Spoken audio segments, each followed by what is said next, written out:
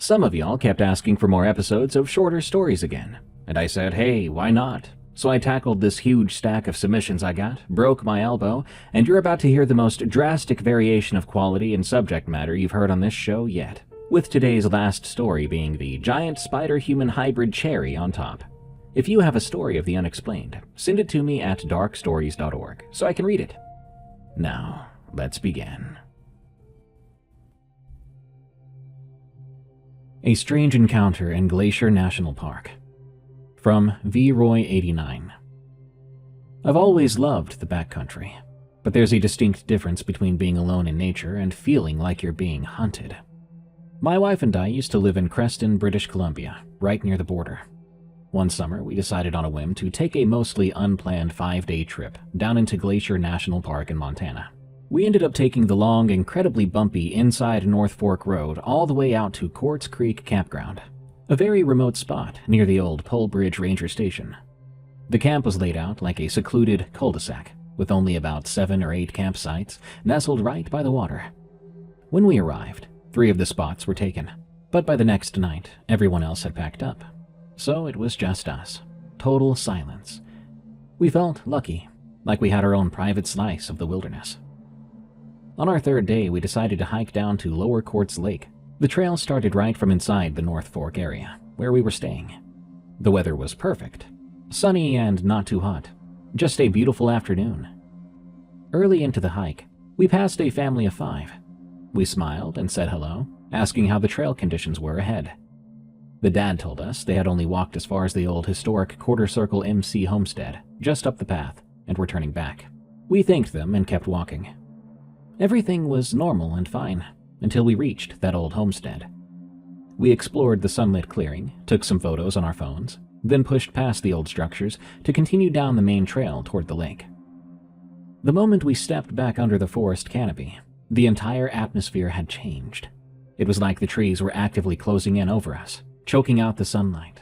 A heavy, creepy feeling settled over the woods, but neither of us wanted to ruin the mood.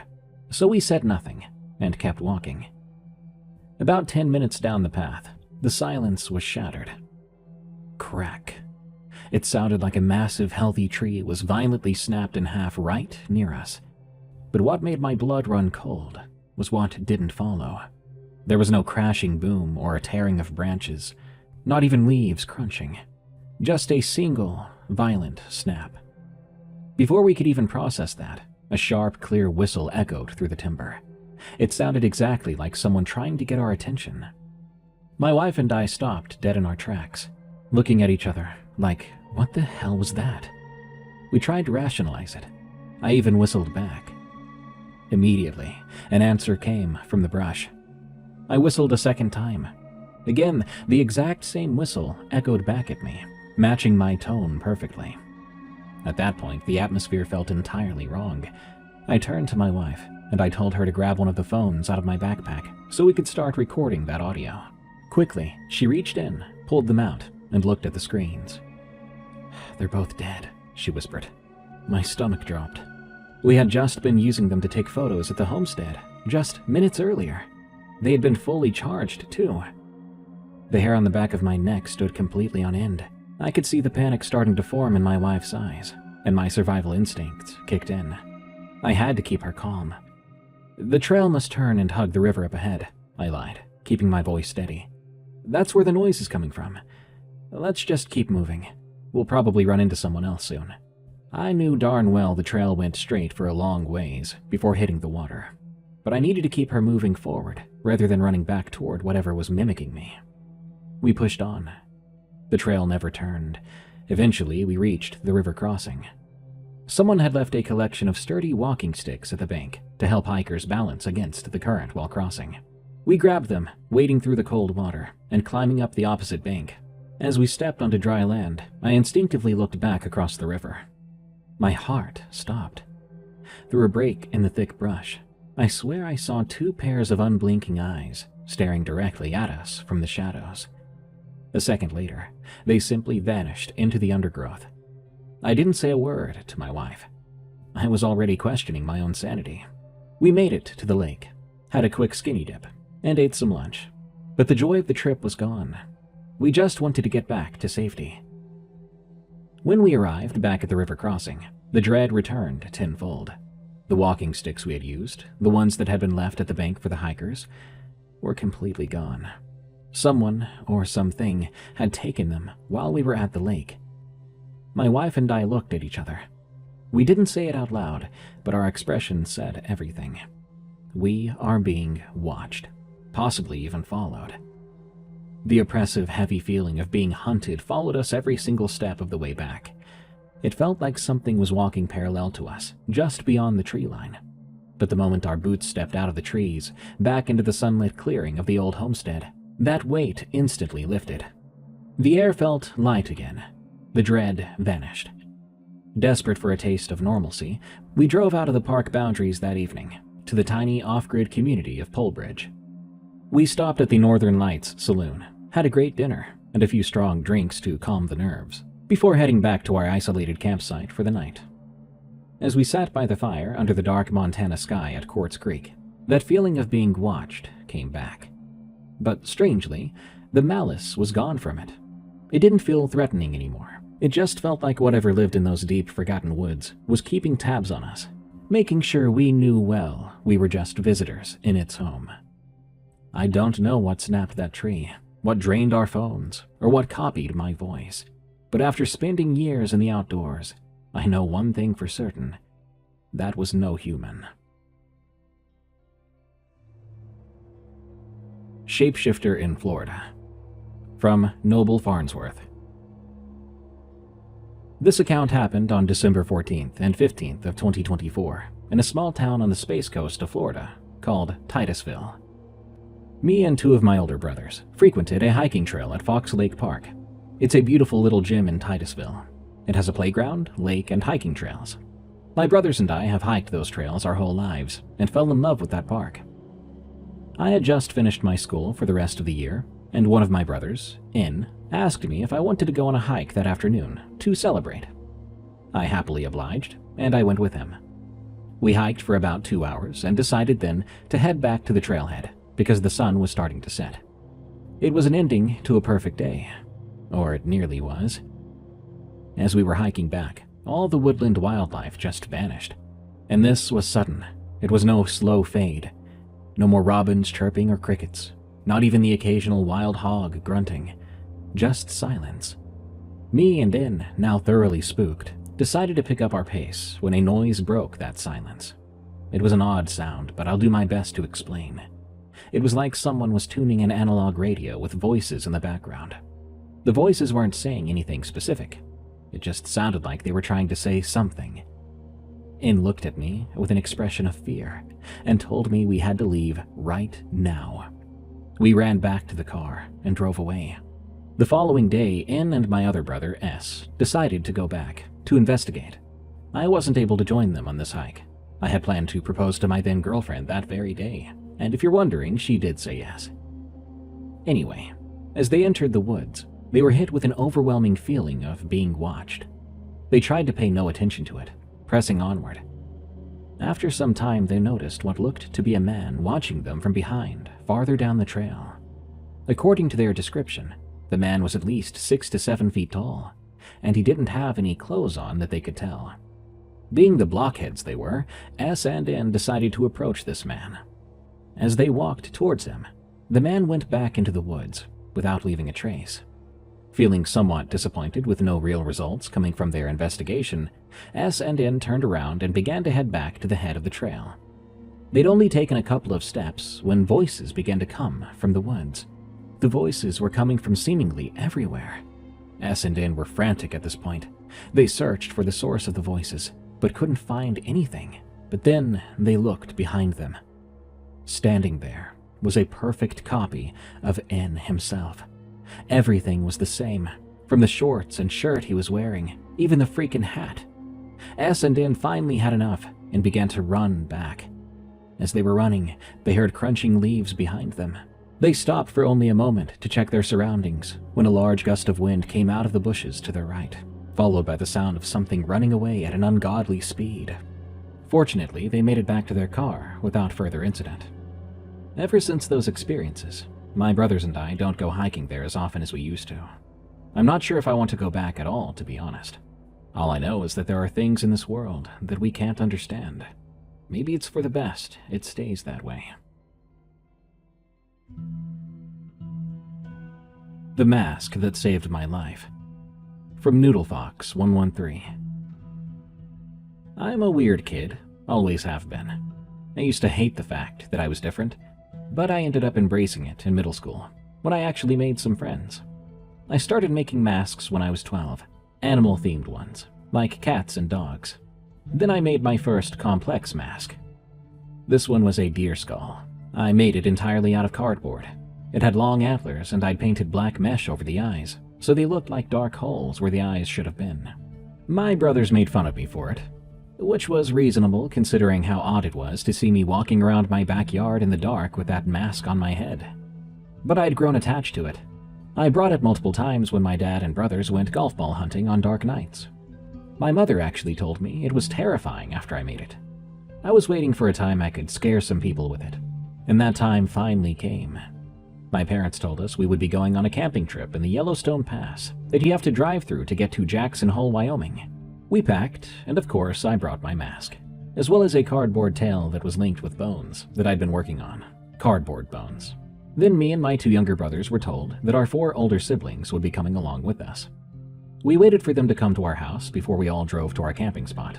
We left around noon. The first half of the drive was just open fields. We somehow managed to fit all 9 of us into our large van, along with all of our camping gear in the back. The drive to the pass was about 3 hours, and our van was loud with talking and arguing, even though all my older siblings and I had phones that could keep us occupied. I had turned on my JBL headphones, listening to some scary Deep Woods compilations, staring out the window at the vast wheat fields that spanned out every direction. The closer we got to the pass and our turning point to our campsite, the more my anticipation rose. But something else rose along with it. Fear. Like something was there, watching. I've grown to read these feelings. I believe myself to be a sort of weaker psychic, one who doesn't get visions necessarily, but feelings of something bound to happen. I calmed myself down with deep breaths and stared out the window as we entered the pass. Tall woods of lodgepole pines and aspens loomed all around us as we drove through the pass. We were heading through for about half an hour before my dad turned down a paved trail with a sign that was labeled with campgrounds. We drove down the steep trail into the base of the pass. We packed out of our van in this clearing that was surrounded by lodgepole pines. There was a creek that flowed close to our campsite, which we pitched our tent by, for some natural white noise, as my mom said. My parents and 2 younger brothers were sleeping in their tent, so were my 3 older sisters. My older brother and I each had our own tents, though his was farther away from the rest of our tents, because that's how he was. He liked being as far away as he could without getting lost, though he swore he never did get lost, which was a lie because I've seen him get lost in his own neighborhood before. By the time we were finished unpacking, it was about 5:30 p.m., but the sun didn't set until 9, so our parents let us roam around the campsite to explore a bit. My dad and brothers went off to find a geocache spot that was supposedly in our area, and my sisters just stayed in their tent and talked. I was never close to my sisters, so I went off alone into the woods, following the creek upriver. After about 15 minutes of walking, I came across this large fallen tree, which had a hole in the bark, showing me that the tree was hollowed out like a cave. I took a step closer to that tree, feeling a cold breeze come out of the trunk. That's when I heard something. I was wearing my mask at the time, so my vision was limited, but I swear I heard breathing, deep but shallow at the same time, and raspy. Another breeze slapped me in the face, but this time it smelled of rotting meat. I tried not to gag, so I stepped out of the tree and coughed. After I was done coughing, I heard the cowbell that my mom would ring to tell us to come home whenever we didn't have any cell service. I walked back to the camp, but couldn't shake the feeling that I was still being watched. I kept looking behind me, and there would be nothing, so I chalked it up to being scared from those scary stories compilations I was listening to on the way here. After we finished dinner, we were allowed to go back to exploring, but we had to come back before dark. My internal clock is pretty good, so I didn't set an alarm on my phone to start walking back. Plus, I could just look up at the sky and see if it was getting close to dark. I headed back to that fallen tree with a flashlight this time, so I could take a look inside. Once I got there, that smell was gone, and so was the feeling of being watched. I flicked on the flashlight and peered into the log. It was large inside that tree, warm too. It would be a perfect shelter for a bear or some other creature. With that thought, I then realized it probably wasn't the best idea to be inside the log, if it was in fact a den for some animal. But being the curious kid I was, I decided to look into the other side of the tree, which I now deeply regret. I turned around in the tree and shone my light on the other side of it. What I saw appeared to be bones. I took my mask off to get a closer look, and sure enough, this side of the tree was filled with bones. The thing that freaked me out the most was that they were all skulls. Some from cattle, others from deer and elk. I swear I even saw a moose skull, which was old and polished looking. I ran from the tree as fast as I could, but I tripped over a root, and I hit my head. I blacked out. I awoke to complete darkness, not knowing where I was. I remembered I was running from the tree cave, but didn't know where exactly I might be, where the camp was, or even where the tree was now. I'd never been in these woods in the dark, so I didn't know my way back. I felt a cut on my forehead from where I hit it when I passed out, and my pants were ripped up and knees were bleeding. I stood and grabbed onto the closest tree I could. I was dizzy after waking up. I was going through all my survival skills I'd memorized about finding a way back in the dark, but I couldn't remember much. I sat on a log trying to remember anything that might help me get back to camp, when I heard it. Something big coming towards me through the trees. It sounded bigger than anything I'd ever heard move through undergrowth before. For some reason, I had an instinctual feeling to put the mask on and get and stay low to the ground. At this point, I was listening to any feeling I got, so I proceeded to put on my mask and my hood. I was wearing all black, so I could camouflage myself well in the dark, but the mask was bone white and stood out like a sore thumb in the darkness. The thing in the woods moved closer to me. Eventually, I could see it. It was tall, about 10 feet, with white skin and black patchy fur. Its limbs were unnaturally long, and I swear I could see ribs, along with every bone in its body through its skin. And its head was a deer skull. My body was shaking. I was trying to remain as small-looking as possible. I could see that it was looking at me, but something deep inside me told me it didn't want to kill me. I'm about 5'10" and have long limbs myself, so when the little voice in the back of my mind told me to stand up, I did, and the creature did nothing. It tilted its head and reached a long bony hand out at me. I reached back at the thing, and it brushed its long finger against my glove, which had long paper claw fingers painted white and black to look more natural. It grunted at me, but then it nodded its head, then turned and walked away. I stood there in shock, trying to figure out what the heck just happened.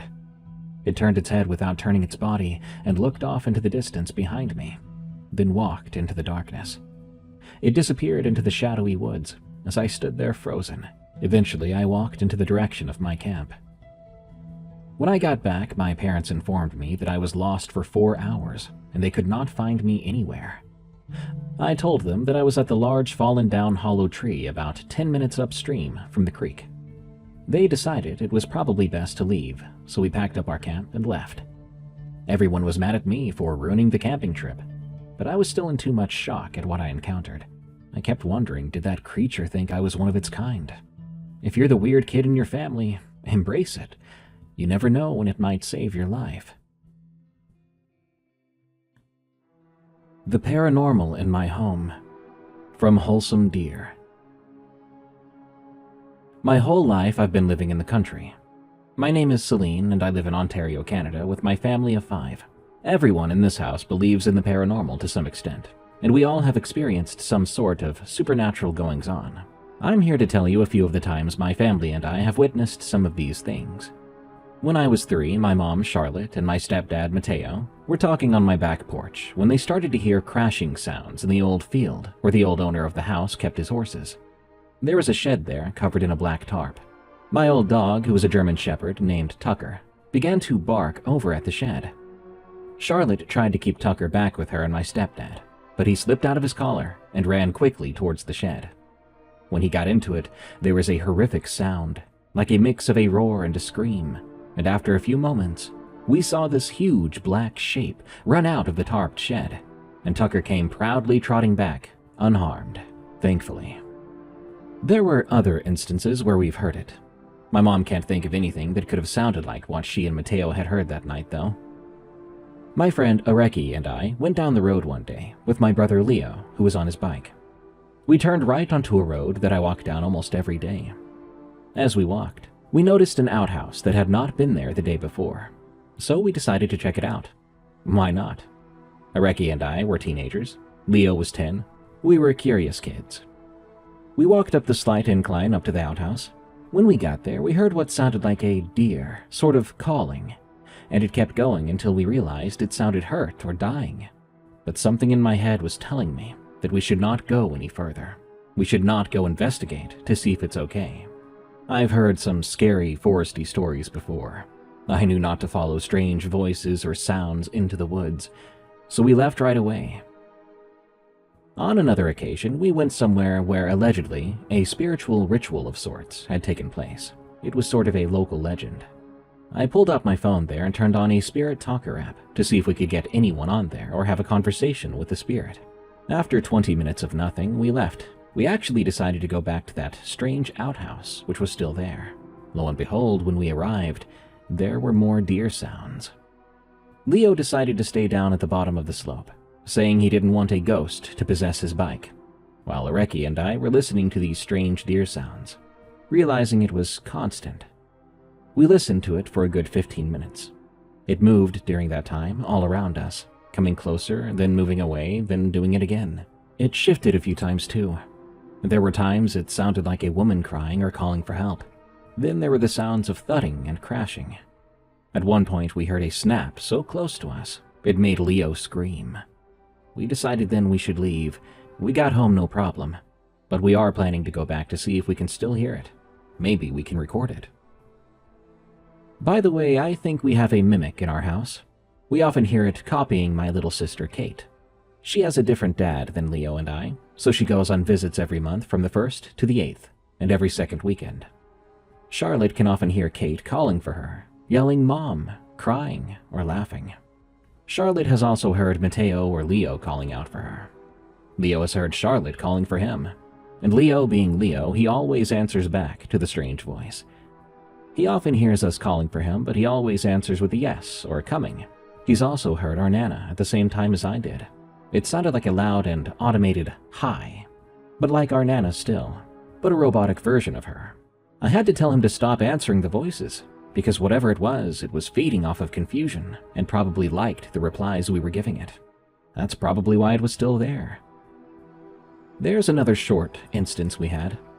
One night, around 1 a.m., Charlotte was teaching Leo and I how to play poker with my collection of pennies. There was a bad thunderstorm going on. We had lots of dogs and 2 cats. Some other family members had been living in our yard for a few months, and one of their dogs had passed away in that yard. That night, Charlotte had felt a small and cold pressure on her side, where our small dog named Grapes had always leaned against her. She said his name, and she felt the cold air shift. She said a few other names, but it never shifted the same way with those. She then said Grapes' name again, and it shifted once more. Some of our other animals came to visit, too. Leo had both of the cats with him, Gilligan and Blizzard. Charlotte had 2 of our dogs, Grapes and Titus, and I had our cousin's dog, Karma, who had passed away in our field from a yeast infection because our cousins never took proper care of her. To our cousins, dogs equal money, so Karma didn't mean anything to them. But I loved Karma. She was such a sweet dog and reminded me of my dog Archer. But yeah, that night broke all of our hearts. These are just a few of my family's paranormal stories. A lot of weird things happen to certain families, and we're one of those families, I guess. It has hunted me for a decade. From Wrecking Hazard 07. This is a true story. It happened around 10 years ago, when I was about 7 or 8. Some background information before we start. This might get somewhat confusing without a good image in your head. I'm an Australian boy. I grew up with my house backing onto the Australian bushland. I wouldn't trade it for the world. I hate big cities, and my small suburban town is what I like. However, this story doesn't take place there. At least, not yet. When I was around 7 or 8, my parents bought a plot of land, a few hours north of our house. This small town, if you could call it that, was much more secluded than where I live. It has a boat ramp, a community hall, a playground, and a public toilet. Aside from houses, that's all that's there. No shops or cafes, just a small village surrounded by bushland and a river. The highway isn't far from it, only about a kilometer, as that's the only way in and the only way out. But that doesn't matter for now. The block of land was empty when we first got there, except for a water tank and an old, decrepit caravan. There was also a septic tank, as there was no sewage pipes or plants nearby. We had our own caravan we stayed in before we built the garage and house, but this was when the weird things began. Our first night there, I couldn't sleep. I heard heavy sounds outside, and I just thought it was a kangaroo. I saw some huge ones that day, and they're quite loud when they jump, so I just brushed it off and eventually fell asleep. When we woke up, though, we found a dead mouse at our door. An odd occurrence, to be sure, but there were goannas, snakes, and foxes, plus baits for the foxes, as they're pests and kill local wildlife. So it wasn't surprising to see this, though this mouse did not have any telltale signs of what killed it. Though it did look squished, like something had grabbed it and squeezed it like a sponge, then let it go. Fast forward about a year later. I had my friend up with us along with her dad. She'll remain nameless for the sake of privacy. She's older than me by a few months, but she's known me since I was born. My dad and her dad were friends years before us. We were having a great time going out on the water on the boat, water skiing, wakeboarding. I was the best at kneeboarding personally, and I still am, despite having knee problems now. Anyway, after we came home, we sat around for a little while, but me and my friend soon got bored. The sun was going down over the trees, but there was still some orange light out there, and we decided to go to the playground up the road, only a few hundred meters up the road, that is. The way this was set up was, if you were looking down the street, my house and the park we're on, you'd have your back to the road that leads out of the town if you took a right. Looking toward my house, try to imagine a long, horizontal rectangle. On the left line is the playground. Just next to that is the community hall, going towards the right side of the rectangle. After that is the public toilet, all within about 20 meters of each other, but having gaps in between. On the top line of the rectangle, we have bushland for hundreds of kilometers on the right. Just next to the park, to about halfway up the rectangle, is water. When you make it halfway along the rectangle, there's another street. All the way at the end of the rectangle and the street, as it was a dead end, is my house. So me and my friend are at the park. My back is to the bush, and I'm on the swings. My friend was talking to me, facing towards me, so looking towards the bush. She asks me, "Hey, was that tree there before?" I was confused and looked behind me, still swinging. The light was dimming, the trees becoming blackened with shadow, but this one tree looked rather off. It was shorter than the others, around 8 feet tall, and it did not have any leaves. It appeared to have only 2 branches that sank downwards like arms, and on the top of the trunk was something that looked almost like a head. Now, I was not a fearless child, trust me. I was diagnosed with anxiety at only age 6, but I'm over that now. This thing didn't scare me, however. I brushed it off as an old tree with its branches snapped, leaves fallen because it's dead, and on top was one of those termite mounds, which are fairly common here. But that assumption was thrown out the window when we both heard this terrible screech.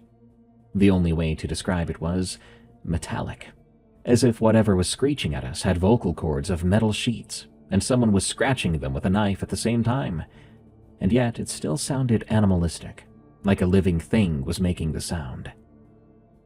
At this point, it's so dark, the 3 street lamps on the street come on, and one of them was conveniently in front of the community hall and provided just enough light to see what was there.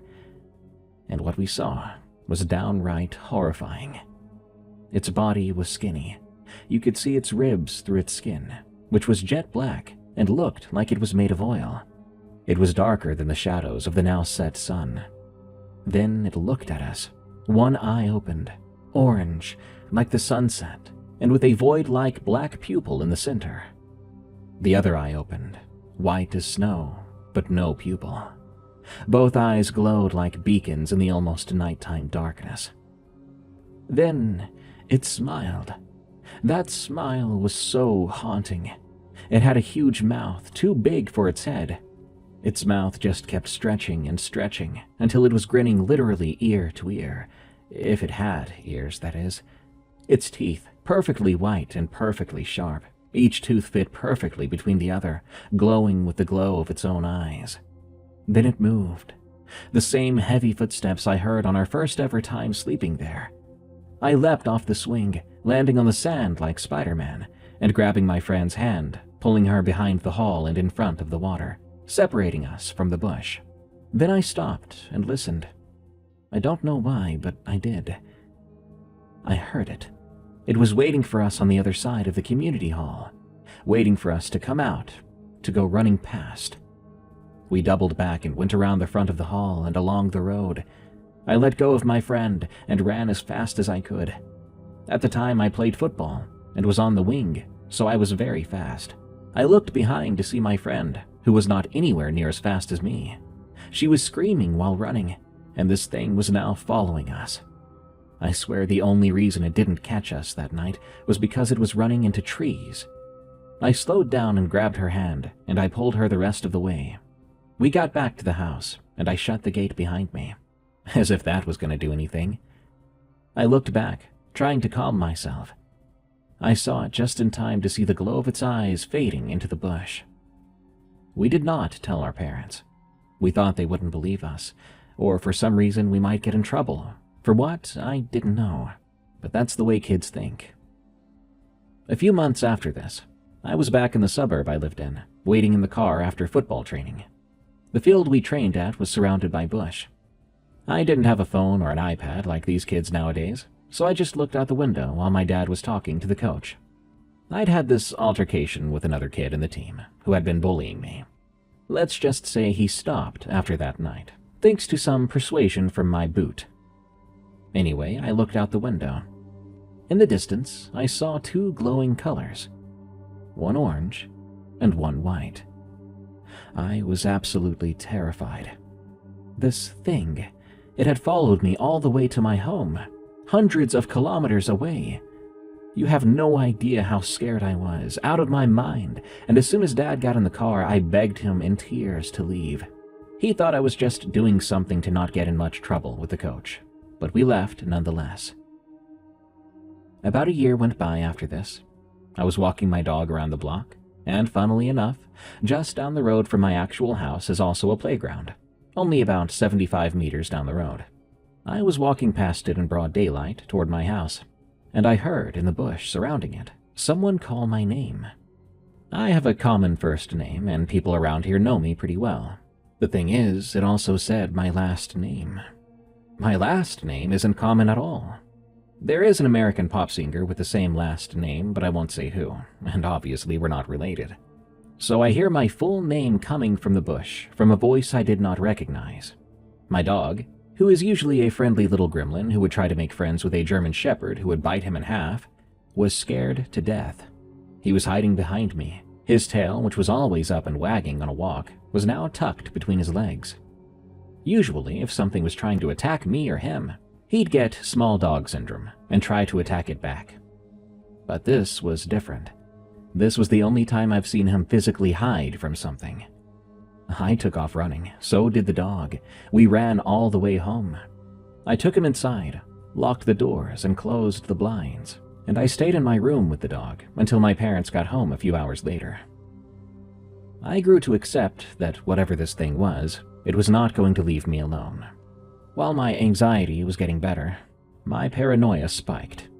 I'd see those glowing lights, but soon they would be accompanied by an ominous purple glow. About 5 years after my first encounter with it at the park, I was back up north with one of the local kids. I was telling him about this thing and what it did as we were walking down that very same road at night. He lived on the street halfway down the rectangle, and I was walking him home. I was a year and a half older and thought I was responsible. I had my black belt, after all. We got to the corner of the street, and we saw in the bush a faint purple glow. I knew what it was right away. That creature was back. I then saw the glowing eyes through the trees, and I froze. I also have anger management problems, as seen earlier by the football bully.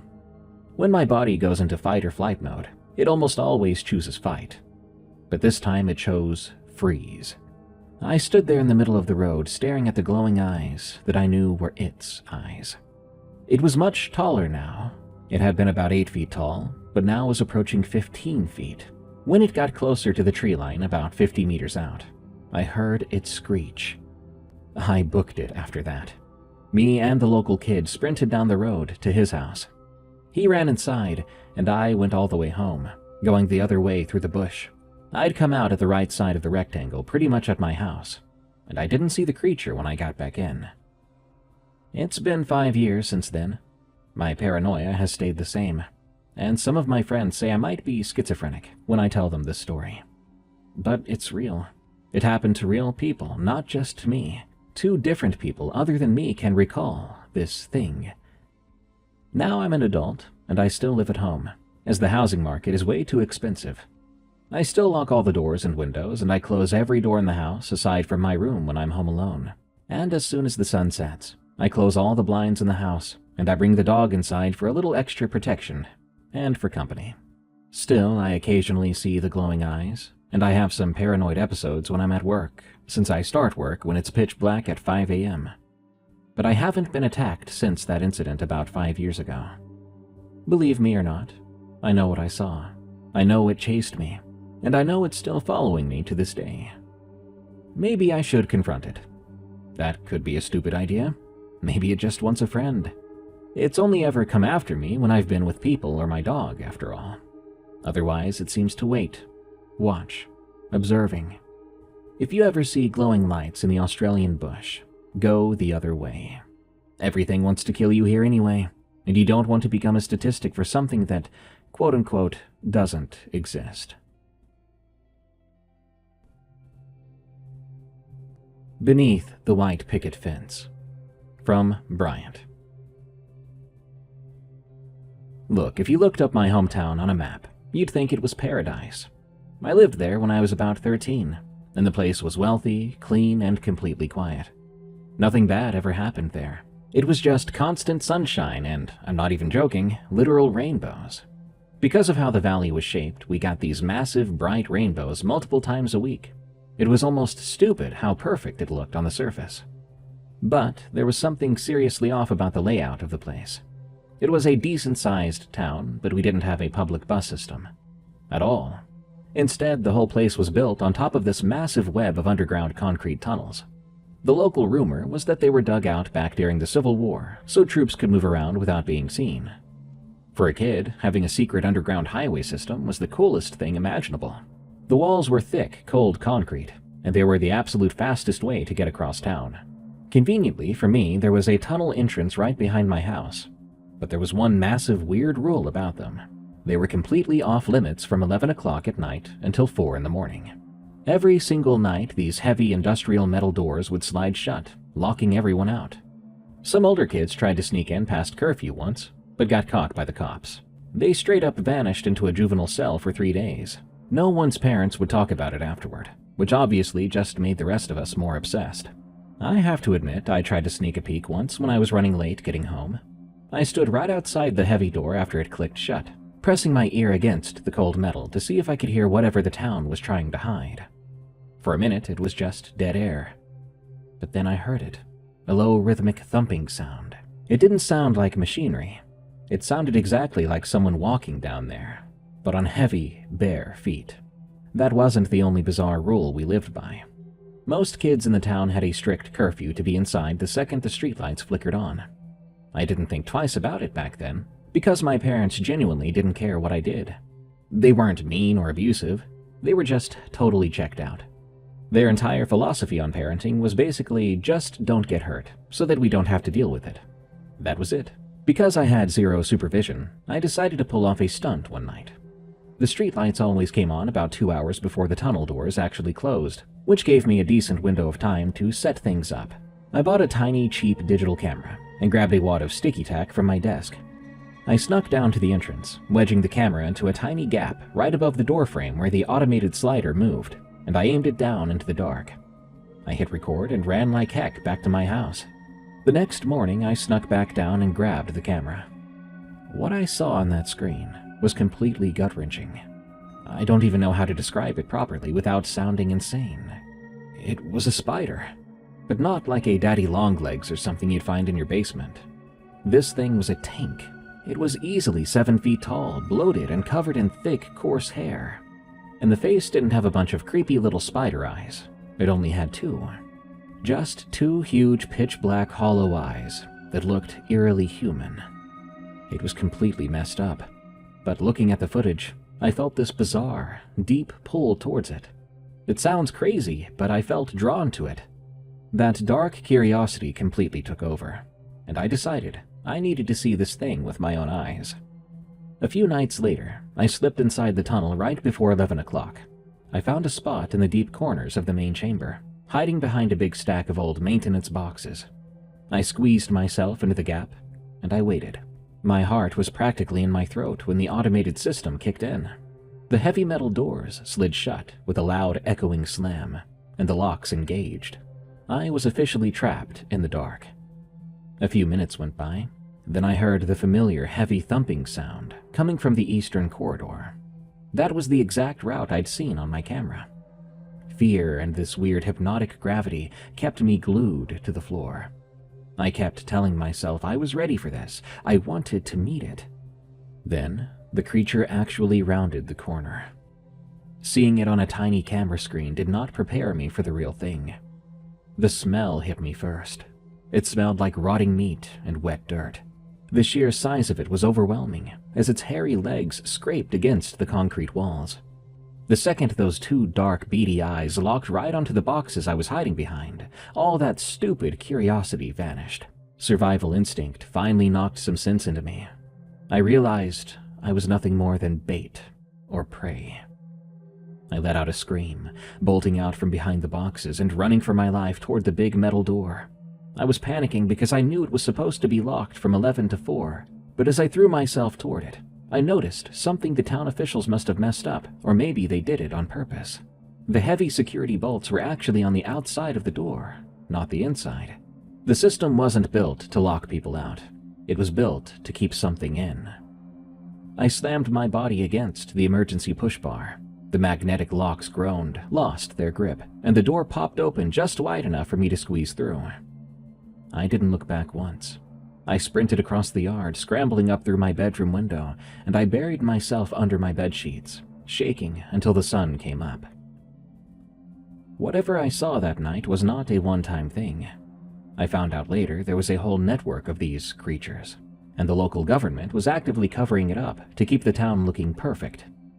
Apparently, they were keeping them contained under the streets while something even worse was breeding out in the deep woods past the town borders. The next morning, the town looked exactly like it always did. A postcard, drenched in sunshine. A massive, perfect rainbow arched over the valley, its colors reflecting off the pristine, white picket fences of my neighborhood. It made me want to vomit. I stood at my bedroom window, fingers trembling against the glass, my neighbor across the street meticulously trimming his hedges. He smiled and waved to a passing jogger and checked his watch. Everything was orderly, everything calm. But I knew what was breathing right under his sneakers. I looked down at my palms. They were stained with black grease from the tunnel door's emergency push bar and scraped raw from my mad scramble through my bedroom window. My chest still ached from the terror. But underneath the residual adrenaline, that bizarre magnetic pull I'd felt while looking at the camera footage was already creeping back. It was like a low-frequency hum vibrating in my teeth. My survival instinct had saved me last night, but daylight brought a reckless, burning need to understand what the hell was actually happening to my hometown. My parents were sitting at the kitchen island when I finally crept downstairs. My dad was scrolling through his tablet and my mom was sipping a green smoothie. They didn't look up. "Hey," I said, my voice hoarse. "Did you guys hear anything weird last night? Like by the tunnel entrance?" "Make sure you lock the back door if you go out today, sweetie," my mom said, her eyes glued to some recipe on her phone. "Mom, seriously, I think there's something wrong with the security system down there. The door popped open." Dad sighed, tapping at his screen. "Just don't get hurt, kiddo. We don't want another trip to the ER like last summer. Go play outside, it's beautiful out." It was the same wall of total apathy. They weren't mean or abusive. They were just totally checked out, just as I told you before. Looking at them now, it seemed deliberate, a practiced blindness that everyone in this valley seemed to share.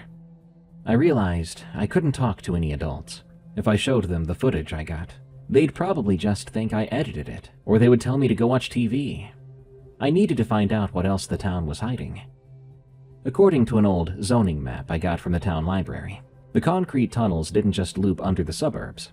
The eastern corridors, the exact path the 7-foot creature had walked, stretched straight out past the residential zones, terminating right at the edge of the forest. My own camera footage had proven the underground grid was a containment system, a massive cage under the asphalt. But my mind kept looping back to the rumor I'd uncovered. They were keeping them contained under the streets, while something even worse was out in the deep woods. The forest was dense, basically an overgrown patch of ancient timber that the town council had strictly designated as a protected wildlife sanctuary. There were no hiking trails, no campgrounds, and no trespassing. The dark curiosity that had dragged me into the tunnels now pulled my eyes toward the tree line. At 3 o'clock that afternoon, I packed a backpack with a heavy-duty flashlight, my digital camera, and a pocket knife. I grabbed my bike and pedaled toward the eastern edge of town. The bright, perpetual sunshine of the valley began to fracture as I approached the border, all thanks to the encroaching canopy of the forest. I ditched my bike in a thick patch of ferns and crossed the perimeter fence. The moment my boots hit the forest floor, the atmosphere shifted. The air grew rapidly colder, dropping at least 10 degrees. The cheerful chirp of birds and the drone of lawnmowers died instantly, replaced by a suffocating, heavy silence. The trees here were twisted, bark blackened and peeling, and a thick, low-hanging mist crawled over the damp earth. I pushed deeper into the woods, following the path of a dried creek bed that aligned with the eastern tunnel trajectory.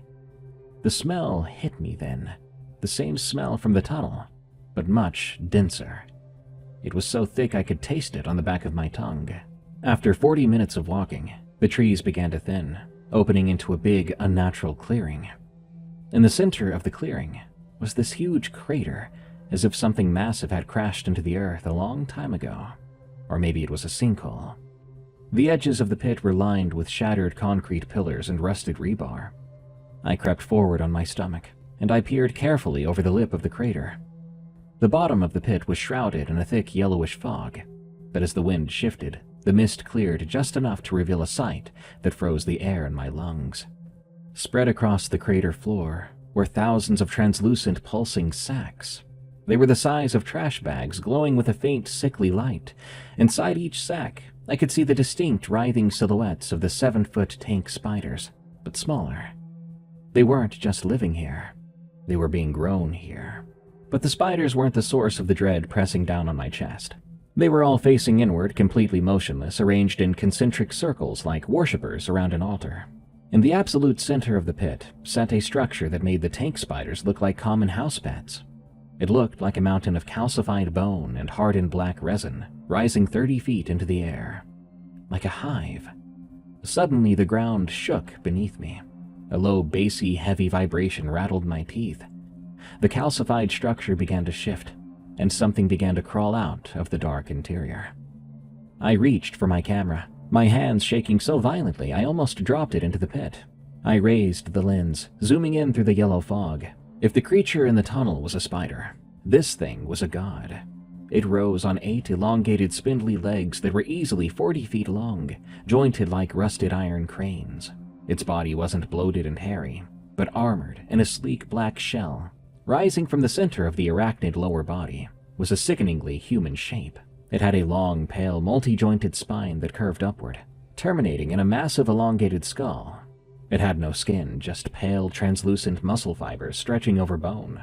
And where its face should have been, there were no spider eyes at all, but 2 perfectly human eyes, the size of beach balls, milky white, and weeping a thick black fluid that pulled onto the crater floor. The Queen. Its jaw began to unhinge in a way that no living thing should be able to do. But instead of screaming or roaring, I instead began to feel a high-pitched, agonizing frequency in my brain. My nose began to bleed. I gasped, clasping my hands over my ears. I threw myself backward, scrambling to my feet, sprinting through the dark woods. I ran faster than I ever had in my life, leaping over fallen logs, lungs burning, and tears of pure terror blurring my vision. Eventually, I burst through the thick brush, tumbling over the perimeter fence, and I landed hard in the ditch where I'd left my bike. I scrambled up, grabbing the handlebars, and I threw myself onto the seat. I pedaled like a madman, breaking out of the tree line and back into the bright, artificial safety of the valley's golden sunshine. I didn't dare look back until I reached my driveway. I slammed the front door shut, locking all 3 deadbolts, and slid down against the wood, gasping for air, wiping the blood from my nose onto my sleeve. Through the window, I could see the neighborhood bathed in that sickeningly perfect light, and the woods looked completely normal, despite what was beyond them. My mom walked out of the kitchen holding a laundry basket. She looked at me, completely unbothered by my gasping breaths, my torn clothes, or the blood smeared across my face. "Oh good, you're home. Dinner will be ready at 6. Don't forget to wash your hands. And drink some water, honey, you look a little flushed." I never went back in those woods, never went near the tunnels anymore. As soon as I could, I moved far, far away, and I never came back. The town is still there. I have no idea how my parents are because I don't talk to them. But I wonder if the sun still shines there, or if the worst has yet happened. The Transfer, from Tommy Lee. From 2016 to 2019, I worked at a media transfer shop in Tulsa. We digitize people's old home movies. VHS, Super 8, Mini DV, you name it. Mostly it was birthday parties and bad camcorder zooms. It feels like after the first month you just sort of tune out what you're actually seeing, focusing on monitoring levels. In March of 2018, a woman dropped off a box of tapes from her late father's house. Standard estate job. 11 tapes, all labeled in marker. However, the 12th tape was not marked. And when I watched it, it was 40 minutes of hallway. Not footage of a hallway, but a camera set on something stable, pointing down a residential hallway at night, with the hall light on. There were 3 closed doors. Nothing happened for 40 minutes. I scrubbed through it twice looking for the reason it even existed. At 33 minutes and 40 seconds, the audio does pick up a man's voice. He sounds very close to the mic, like he's sitting right behind the camera. He calmly says, "Still there." And that's it. The tape ends.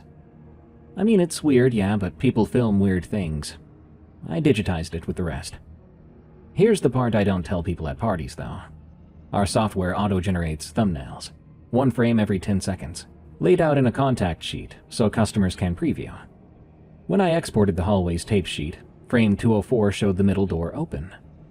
I went back to the footage to check, but at that timestamp, the door is in fact closed. It's closed in the frame before and the frame after. So I tried re-exporting the contact sheet 3 times. The door is still open in frame 204 every time. And I suddenly noticed there was a vertical pale shape in the gap that the compression turns into mush when I zoomed in. I told my manager about this.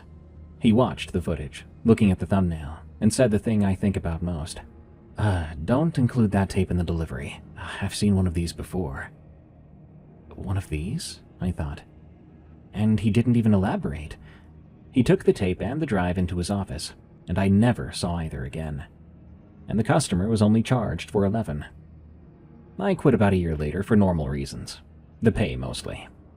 On my last day, I asked him about it again, figuring he'd finally tell me.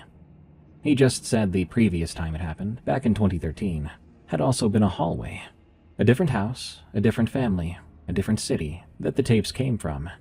But the voice? That was the exact same. I do have a load of other stories that are creepy from my time working at this media transfer shop. I could probably fill one of your whole episodes with them. So if you're interested, let me know. Thank you for listening. The Shadow That Never Left, from Corey Marjam. I've been a custodian for a while. A night custodian, to be specific. I get to have an entire building to myself. I've worked for 3 districts, but the first and last ones are what matter. The first time I worked at a local high school. It was on a busy road, so there was always noise. A coworker at the time had her baby and left and didn't come back, so I took over her building. The first time I encountered it was when I was cleaning the auditorium. If you've been in one, you know how huge they are. They're always a pain to clean, too. On this particular day, it was stormy, so naturally when the lights went off, I just assumed the electricity had gone out, thanks to the storm.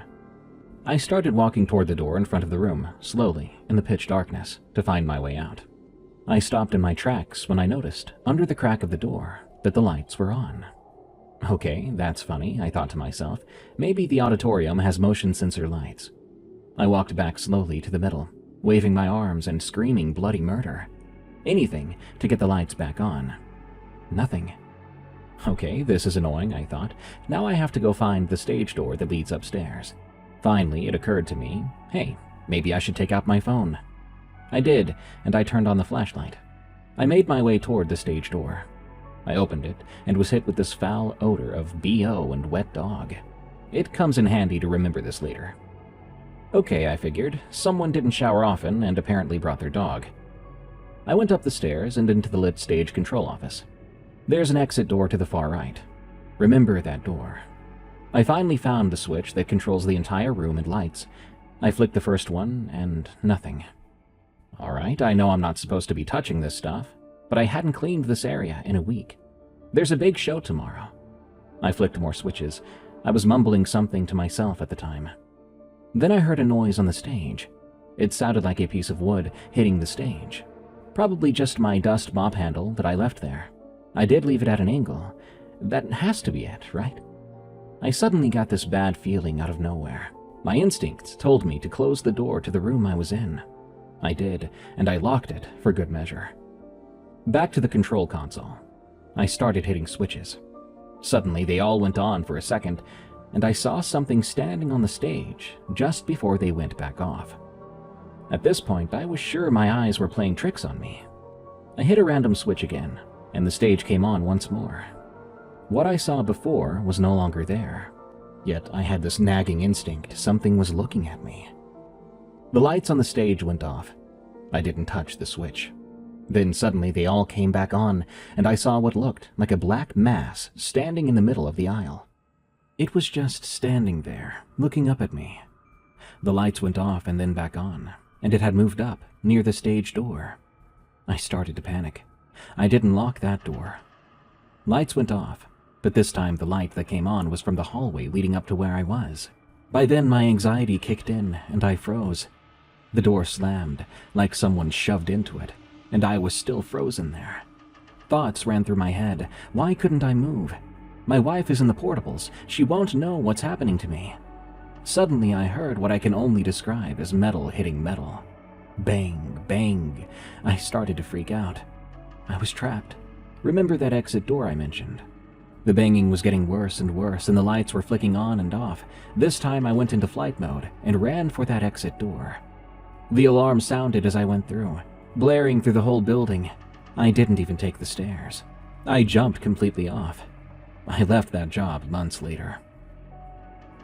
A year after that, I got another job as a custodian. You guessed it, another high school. And can you believe my luck? I got the newly built building.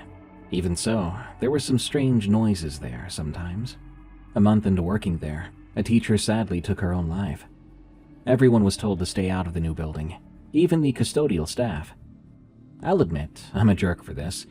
I went upstairs to the outside staircase and peeked into the giant glass doors. Flowers were lined up everywhere. I was touched by how they all loved her, but I felt very rude for going up there. So I said sorry out loud. Before I went to leave, the light on the exit sign went out. Okay, I thought, I'll make sure to put in an FMX request. Still, though, the bathroom lights were able to illuminate the hallway somewhat. As I was turning to walk away, I saw what looked like this black shape come out of the wall of the classroom and into the hallway. Okay, my eyes are playing tricks on me, I thought. It was 10:48 p.m., almost time to go home.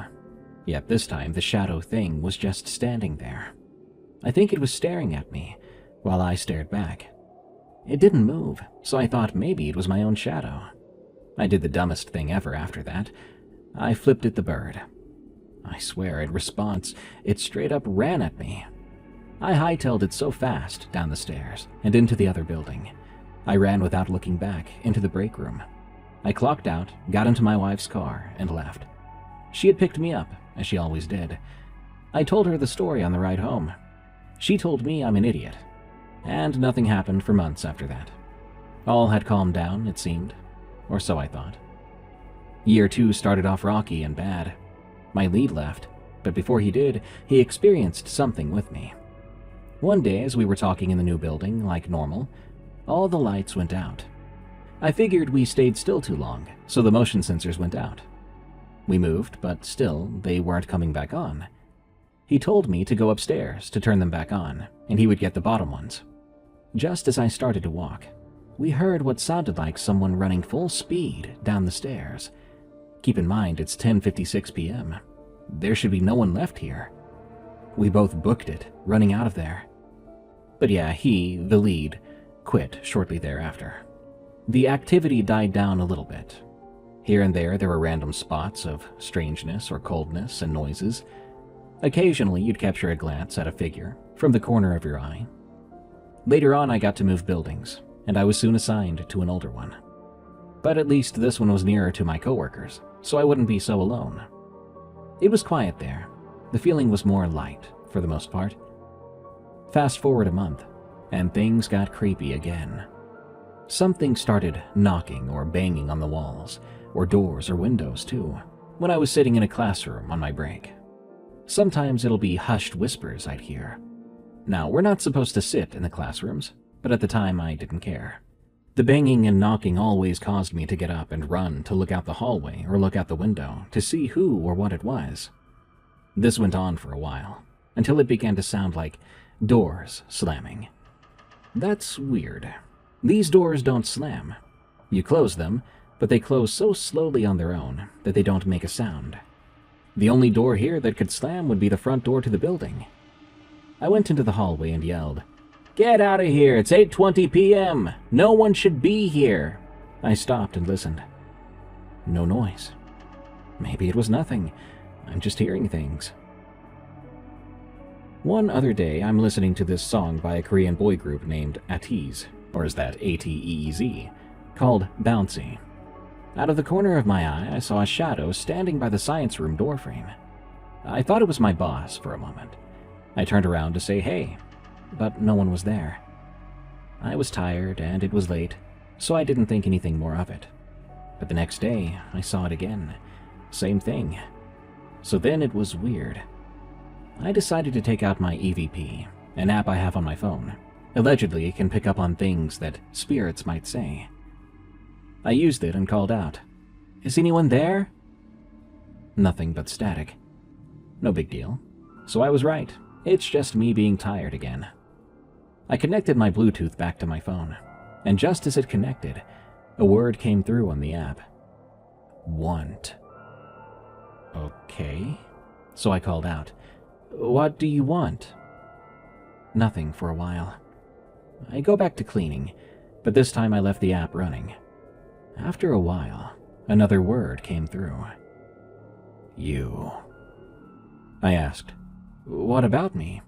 More quickly this time, it responded with 2 words, one after another. "You're" was the first word, and "live" was the second. Nope, nope, nope. I turned off the app, and I left the building to clean the boys' locker room. Before I left, my music turned off, and the EVP turned on, and said to me, "Do not leave." I laughed, and to the ghost hunters of the crowd, ready to call me stupid, I said back to it F you, and laughed, running out. As of writing this, there was recently a blood moon. I was forced to close for 3 days, starting with that day all by myself. Those were the worst 3 days. I had to clean a coworker's building, who decided to take his leave for 2 weeks. I was in the bathroom cleaning, and I heard whispering that sounded like, "He talked bad to me. How dare he speak to me like that?" It was an angry, hushed whisper, and I swear there was a second voice that said, "Shush." I exited the bathroom and looked around. Of course, there was nothing around. So I went to clean a classroom. I felt uneasy the entire time at work, so I had my wife come and help and hang with me, which was against the rules. but I had permission from my boss. That being the case, I have someone who can vouch for these moments. So back to the Blood Moon day. I went into the hallway, and from this building I can see directly into mine. I stopped in my tracks when I looked down the hallway into mine. It looked like someone was darting between each classroom, like they were looking for something. Maybe a teacher was still there. They shouldn't be, though. A teacher makes logical sense. I went back to the bathroom to clean it, and those hushed whispers came back. They were speaking, but one was very angry. I heard them say, "He saw you. You were supposed to be sneaky." And the other said, "Sorry, I thought I was." Then the other voice said, "When he gets out, let's get him." Oh, I left the bathroom so fast after that. I put away all the supplies and left the building. I called my wife and she came to keep me company. I saw a coworker, so I waved and he waved. He left at 7 that day and I'm still there till 11. He went back to his building to clean. The campus, I should probably have explained earlier, had 10 small buildings in total, each with a custodian. But this time they all had the day shift, leaving me to do the nights for those 3 days, except this one who worked 11 to 7. At 6:30, my wife came in with dinner, and we started to walk to the break room. Suddenly she stopped me and said, "Look at those 2 owls." It's night by then, with a little red in the sky left. So imagine one creepy owl on the roof of the library staring at you across the cafeteria building.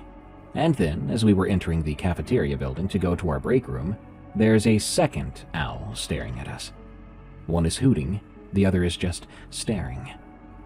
We entered the building, uneasy, and headed to the break room. As we were eating, my wife heard keys, but around the same time my coworker showed up, letting us know he was leaving. Alright, that probably explains the keys, right? No. We heard him leave, but much later, we heard the keys again, like someone's keyring dangling as they walk. But there should be no one here now, just me and my wife. I looked into the hallway. Nothing. I sat back down and said, maybe it's my keys. I was jouncing my leg, as I always do, ADHD and all that. We both agreed, yeah, it must have been that. I took off my keys and put them on the table. We were watching a clip on her phone on TikTok. But then, she heard the keys again. Now we both had this intense, uneasy feeling. She started panicking, and I started to freak out inside. Like, what was going on? I had no idea. We grabbed everything and ran out. I had to make up a lie later about why I left. The next day, closing again, as a request, my wife showed up. We decided to do an EVP together. We got random words like hi, pretty, mermaid, ice storm, I died here. At some point I asked, where do we go? It said 900. My wife asked me what building that would be. That would be the building with the sports, gymnasium, and weight room. We went over there, and it was empty. I locked up the boys' and girls' locker rooms, and the doors to both entrances and the gym room and weight room. I shut off every light except for the hallway one. That one always stays on. We then went to the break room and relaxed. I went to make rounds at 9:50.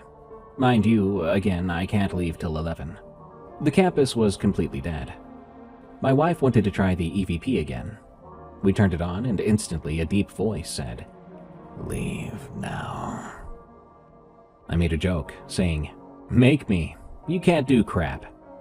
I was being stupid, trying to act macho for my wife. What's sad is I'm 35. My wife told me to stop, so I did. She then asked, "Why do you want us to leave?" Nothing. We kept on walking. Random words would pop up. Eventually we got Roger. I was like, what about Roger? It then picked the words, waiting for you. No thanks, Roger. We both turned the corner. The lights to the weight room and the 900 were on. I asked my wife if we had forgotten them. She said no. And then it dawned on me. If it wasn't us, someone would have to have gone in there, and that didn't make sense, because I'd locked the entrance doors. How could they have gotten into the building? The two of us headed over, and sure enough, the door was locked. How can that be? How did they get in? We walked down the hallway, and sure enough, there was a person in the weight room. I was shocked, so I unlocked the door and asked them how they got into the building, especially this room. They didn't answer me, but assured me that they would get out. This person was flesh and blood, right in front of me. My wife saw him. He was lifting the weights. All right, whatever. I walked away. He went back to working out. My EVP came on randomly as I pointed my phone toward the window where the guy was. It said the words, "Roger is in the window." I looked back at the guy, and I kid you not, he turned to me and suddenly smiled. I was hoping that was just a friendly smile. We couldn't do much, so we just went out the back door to lock the gate. We headed back into the 900 after that, and the man was gone. But how? The only way out was the gate I just locked. He would have had to walk by me, and the only door in that weight room sounds the entire school alarm if opened. So again, how did he get out? My wife touched the boys' locker room door, thinking maybe he was in there, and it opened. Another how. It was supposed to be locked. Nothing was making any sense. I called out, "Hey, you in there?" No answer. Fine, joke's on him. I locked the door. Then I locked up the entire campus and left for home. The thing is, I never got any reports of a lock-in or anything like that. So good, I guess.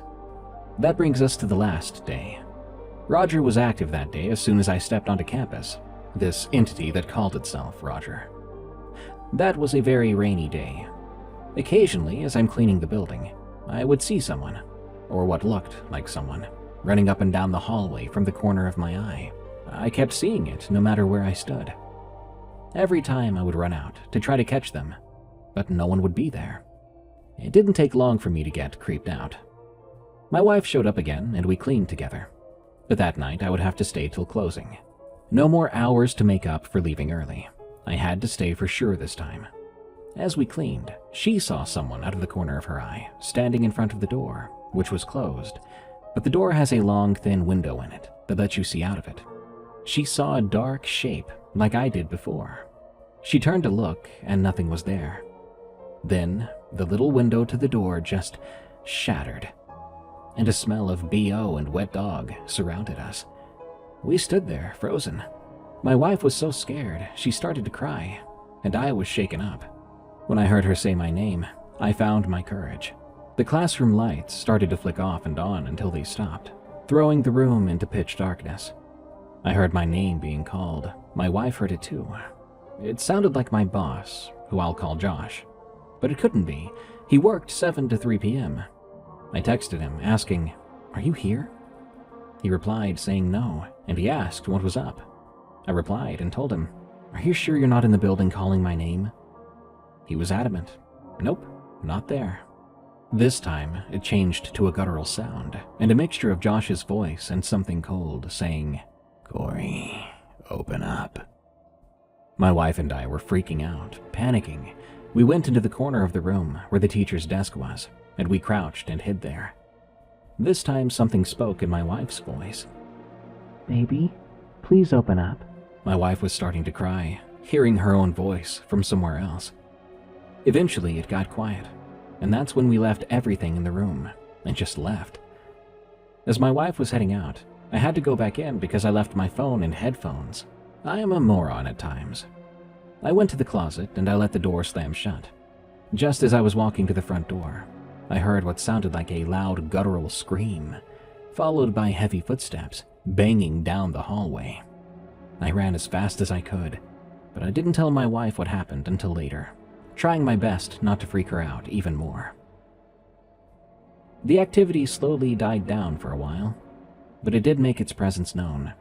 It would always show itself in the corner of my eye whenever I was cleaning a room. Occasionally, it would make noises or bang. Nothing as serious as those dreaded 3 days. Eventually, I was promoted to lead and moved to an elementary school. Sadly, this shadow has followed me. Now it's making itself known again. Sometimes it'll walk into a room, and other times it'll stand at the end of the hallway, just staring at me. Most times I can feel its presence right there. I always know when it's there. I feel uncomfortable and have to keep looking around me. This shadowy mass, whatever it is, it has followed me ever since. They only exist in the rearview mirror. From the inverse. Today I'd like to share not only my own, but my dad's tale about this. This story is pretty self-explanatory from the title. They only appear in the rearview mirror late at night. I've heard accounts of these things, not only from my dad, but from others documenting their encounters online as well. Now, let me explain.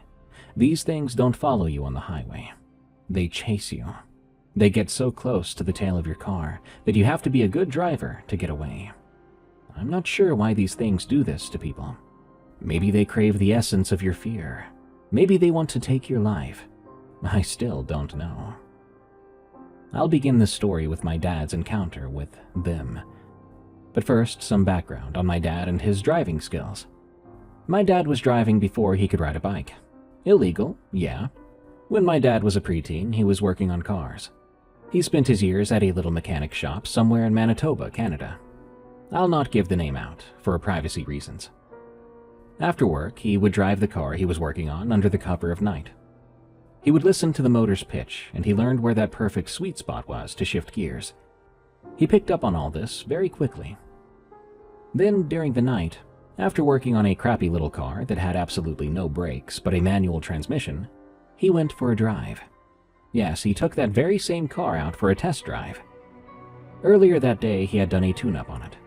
As he let the car slowly roll out of the parking lot, he floored it. He was speeding through town, not a care in the world. Police be damned. He was just a kid. What punishment would they even give him, he thought. The scream of the engine was like music to his ears. The lights reflected off the windshield like a blur of many different colors. He knew he couldn't stop, and that part made him deathly afraid, but also very excited. Adrenaline is one hell of a drug. That's when he made another mistake. He had forgotten that the road was blocked off for construction before the next light. As the yellow tape, orange traffic cones, and construction machines came into view in front of his headlights, his excitement and joy transformed into nothing but pure terror. His chest tightened. What if this was where he crashed? What if this was where he would die? He pushed in the clutch and forced the engine to downshift. He cranked the wheel all the way to the left. The tail end of the car kicked out and started to slide sideways. The streetlights now shone sideways across the front windshield. The engine was screaming as the pen danced up and down at the red line of the RPM meter. The store signs were almost in a perfect reading view. Fluttering the gas pedal, he turned the wheel. The tires moved in a smooth movement from back to center and past, the front tires now facing the right, the back tires laying rubber as they burned against the pavement. The car's weight shifted, and he knew he was back in control. Just before the road straightened out from that corner, he spun the wheel back to center and put the pedal to the metal. This made the car go in the direction of the wheel, and it straightened out. Behind him, twin black streaks on the road in a smooth left-hand curve. Filled with both fear and relief, he smiled. Not just a little grin, but a big ear-to-ear smile. That was when he decided he wanted to become a racer. He eventually slowed down and returned to the shop. Parking the car, he noticed the tires had less tread on them now. Crap. He was going to be in for a mouthful when his boss and the owner of the car found out. So what did he do? Well, of course, he put on some new tires. With knowledge comes responsibility, but also a way to cheat your way out. Later on, he asked a man if he could participate at the upcoming race tryouts at the local track. Long story short, he kicked everyone's butts and ended up racing not only across Canada, but also in the States for years. Being only in the top 5 of every single race, he had perfected his racing and drifting skills. Sadly, this fun life of adrenaline, the sound of roaring engines, and the everlasting smell of burnt rubber would come to an end. During a driver inspection before a race, they asked him to show his driver's license. He didn't have one. He was only 15. So they turned him away. And with that, his new life began. He traveled from Manitoba to his birthplace, not only on foot, but by working odd jobs along the way to buy gas for a car he stole from a parking lot. He moved to a small town in British Columbia, Canada. He started a job at a local sawmill when he turned 17. That's when those things started chasing him in the rear view. Whatever they were, my dad always outran them. He loved it, really. Every time he saw them in the rear view, a crap-eating grin would creep its way across his face. Those nights brought him back onto the track, and he was not going to lose. He had eventually met my mom at the laundromat in town, and they clicked. The thing is, he was a car guy, and she was a horse girl. I ended up with both. It really hurts my wallet. I'm A girl with a heart full of passion, a crappy Chevy, and some driving skills from my dad. Now let me tell you about my first encounter with them.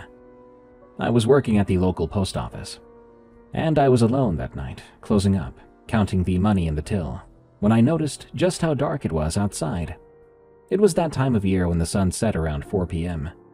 After locking up the safe, the doors, and setting the alarm code in case someone tried to break in, I hopped into my car and began my drive home. I had driven that stretch of highway almost every day of my life. I knew where the corners and bridges were, and where the turnoffs of roads were. 23 roads on the right, 21 on the left. That's including short driveways and gravel roads. Home was on the 21st left turn. With that being said, I don't know how these things did what they did. I played some music in my earbuds while I drove my little blue 4-door automatic 2010 Chevy Cobalt. My crappy Chevy that you can't lock, or you would have to break a window to get in. Only 2 doors worked, the driver's door and sometimes the back passenger door. The other 2 have issues. The front passenger door has to be locked after smacking the outside handle closed through the window, or it will open on its own. The back driver's side does not work at all, but I keep it locked anyway. The radio antenna is busted off and sits clutched by the visors. It can still pick up a radio station somehow, but only one channel, and it happens to be a freaking opera station. There is rust along the bottom of the doors, and it only has one working key for the ignition. The other key had been busted off in the passenger door lock. The trunk has a spare custom cut key also trapped in the lock. She gets me from point A to B though, so yeah. I had Rob Zombie's Dragula filling my ears. I was having a great night drive home, and I decided to check my mirrors. When I looked in the rearview mirror, there was nothing. I was met with the pitch-black darkness behind me, alone on the highway. After I'd passed the empty 9th right turn, there was a short, straight stretch with no turnoffs. So when I checked my rearview mirror again, why were there headlights shining about 10 feet behind my car? My mind was trying to come up with a reason. Maybe I was distracted by looking at the time on the dash, or something along those lines. Suddenly, I was having to squint to see, because whoever was riding my tail was blinding me with those damned headlights. I hate tailgaters. I got mad, I do admit, and I hit my turn signal to make the driver think, oh, I have to slow down to let them turn. Or, if they were as much of a jerk as I thought they were, they would just pass me by and flip me off as they went. I was wrong. Oh God, was I wrong. They crept up even closer. That's when I saw the grill of the truck, and I knew it was a logging truck. It had a light bar in the bottom of the grill and a black paint job. The odd part was that there was no license plate. Those did not have the stopping power other vehicles have. Crap. My eyes went as wide as dinner plates and I floored it. I did not want to get rear-ended. I was going 110 kilometers an hour when I put some distance between us. After I felt like I gave the truck enough space from me, I checked my rear view again. He was right behind me still, and creeping ever closer. My taillights shone red on the grill. What the heck is wrong with this guy, I thought, and I sped up even more. I watched my speedometer climb up. 115, 120. I was met by that blinding light again. How did this truck catch up to me that quick? Screw it, I said out loud, and I put the pedal to the floor. 125, 130, and finally 135. I was absolutely flying down this dark highway, praying a deer or moose didn't cross in front of me. I was already terrified at this point. I checked again. The truck was gaining somehow. How was this possible? By now a corner was coming up. My headlights reflected on a road sign, the one indicating that rigs would flip if they took it too fast. I started to feel some relief, knowing that they would have to slow down. I slowed and took the corner, the headlights in my mirror beginning to disappear. I felt the G-force in my car.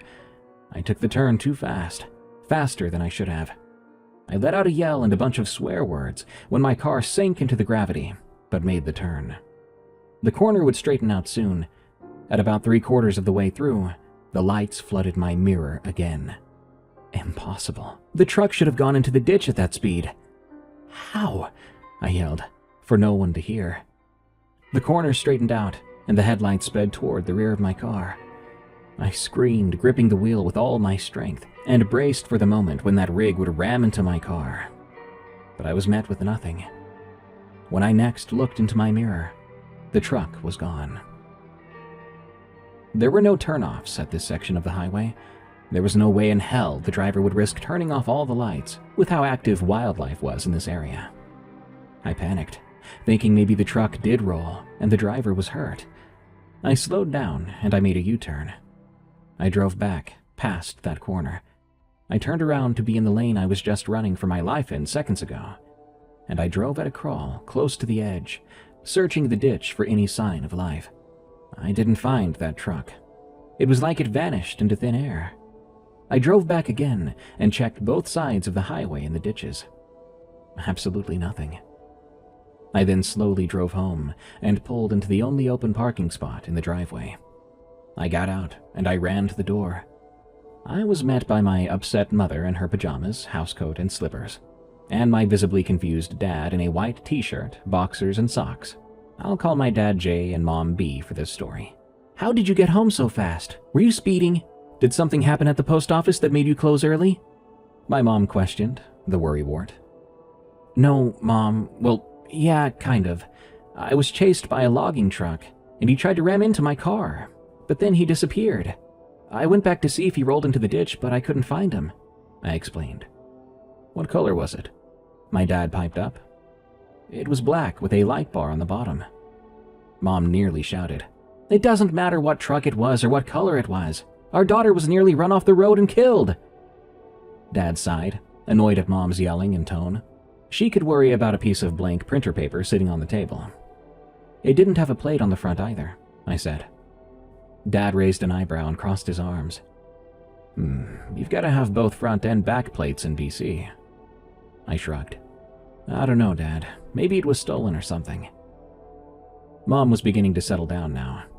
"I'm just so glad you're okay and home safe." She pulled a pack of cigarettes and a lighter from her housecoat pocket and walked to the deck. Dad leaned back and made sure she was out of earshot. He turned to me then, uncrossing his arms and leaning on the stovetop. He whispered, "I've been chased by that truck before, on my way home from work, many times." My eyes went wide. "What?" I whisper-yelled. "Yeah, all the way from the sawmill to the top of the hill." That hill he is talking about is a steep and sharp left-hand turn. He had told me stories of how he used to drift his old silver Trans Am down that hill. He had hot-rodded it up with a slapstick shift kit, roll cage, and 6-point harnesses. He raced people in that car all the time, and it became famous in the area for never losing a race, and also for the gold 01 on the passenger door. If people saw that car, they knew it was Jay. "You never lost to the truck then?" I said. "No, I haven't. I don't know what would happen if I did, though." The sound of the doorknob twisting made both of us jump. Dad looked toward the sound and quickly back to me. He whispered quieter and slowly, "There's more than one. There's a dark red one and a white one." My heart dropped into my stomach. More of those trucks out there, huh? How do they just appear out of thin air, chase you, make impossible moves to close the space, then vanish like it was never there in the first place? I've also had the same experience with the red and white trucks now, all the trucks Dad said he was chased by over the years. And only ever at night, when I was alone on the highway.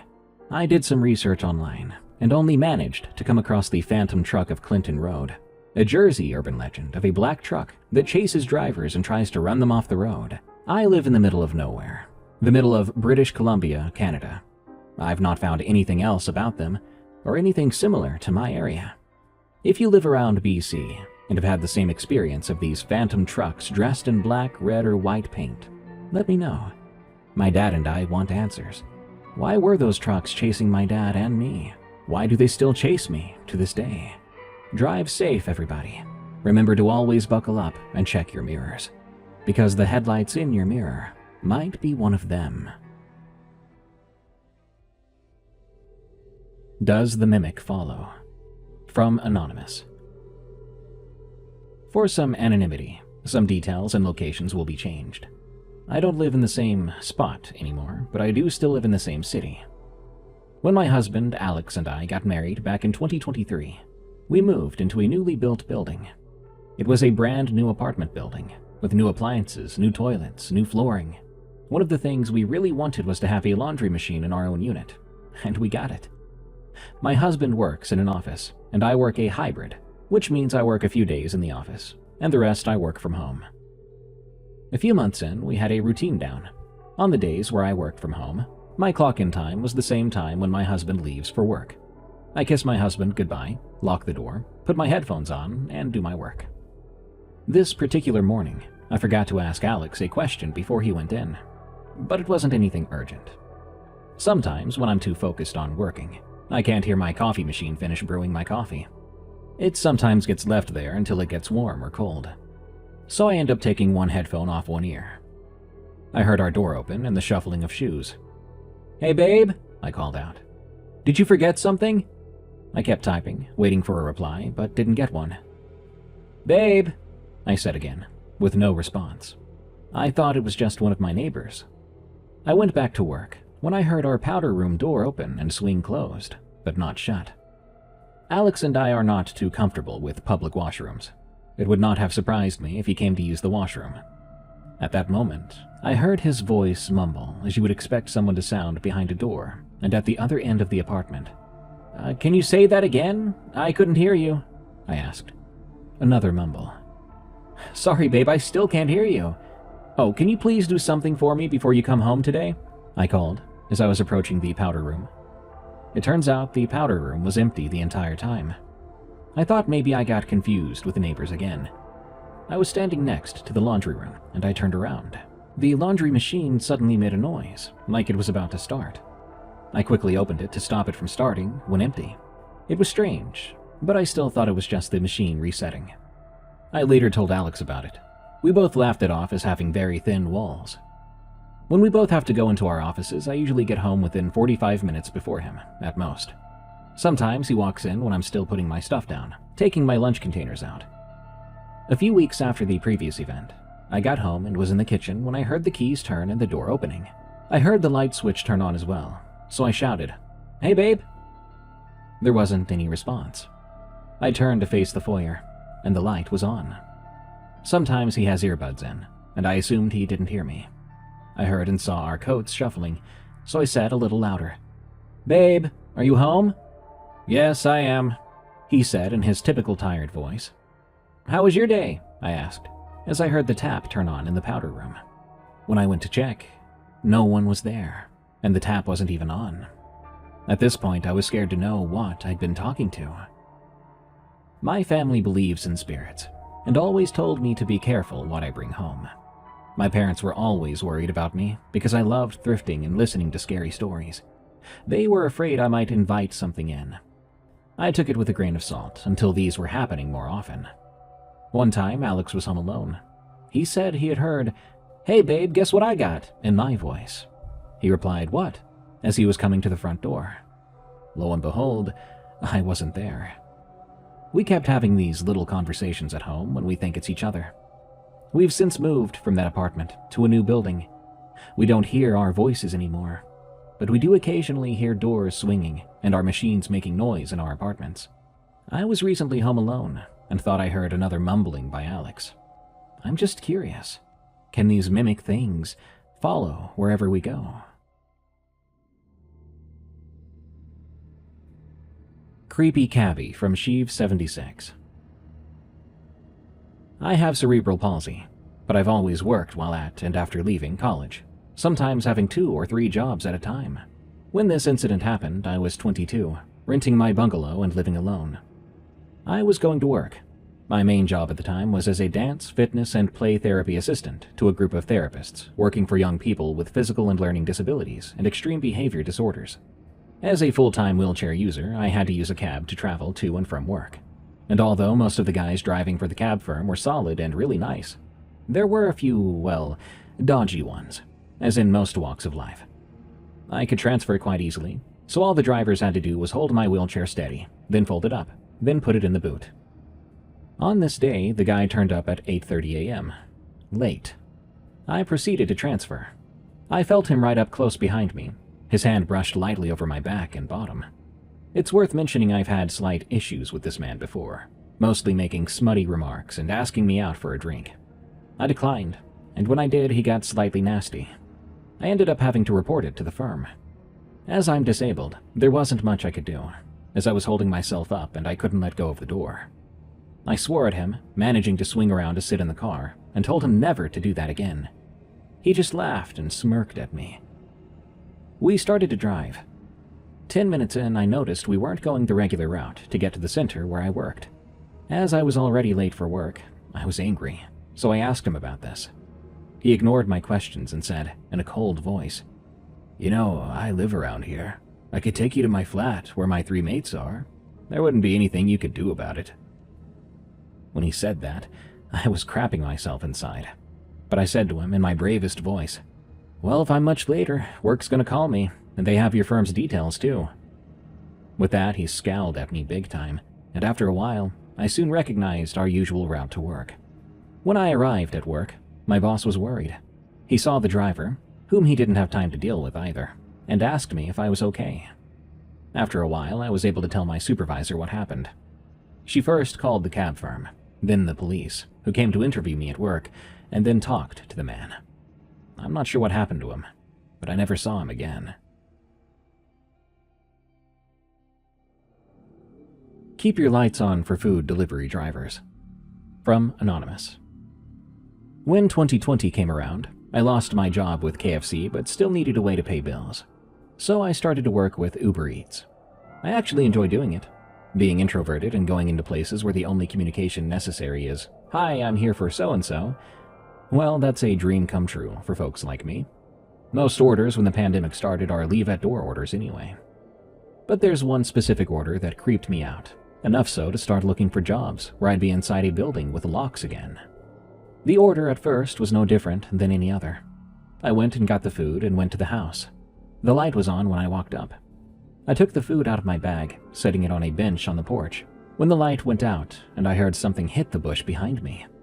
I quickly took the necessary picture of the order and began to get out of there when I saw a guy peek from the edge of the house where the garage was. So I just decided to cut across the yard back to my car, acting like I didn't see anything, and I climbed back in my car quick.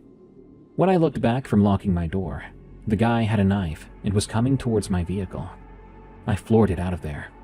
I decided after this, I wasn't staying online that night.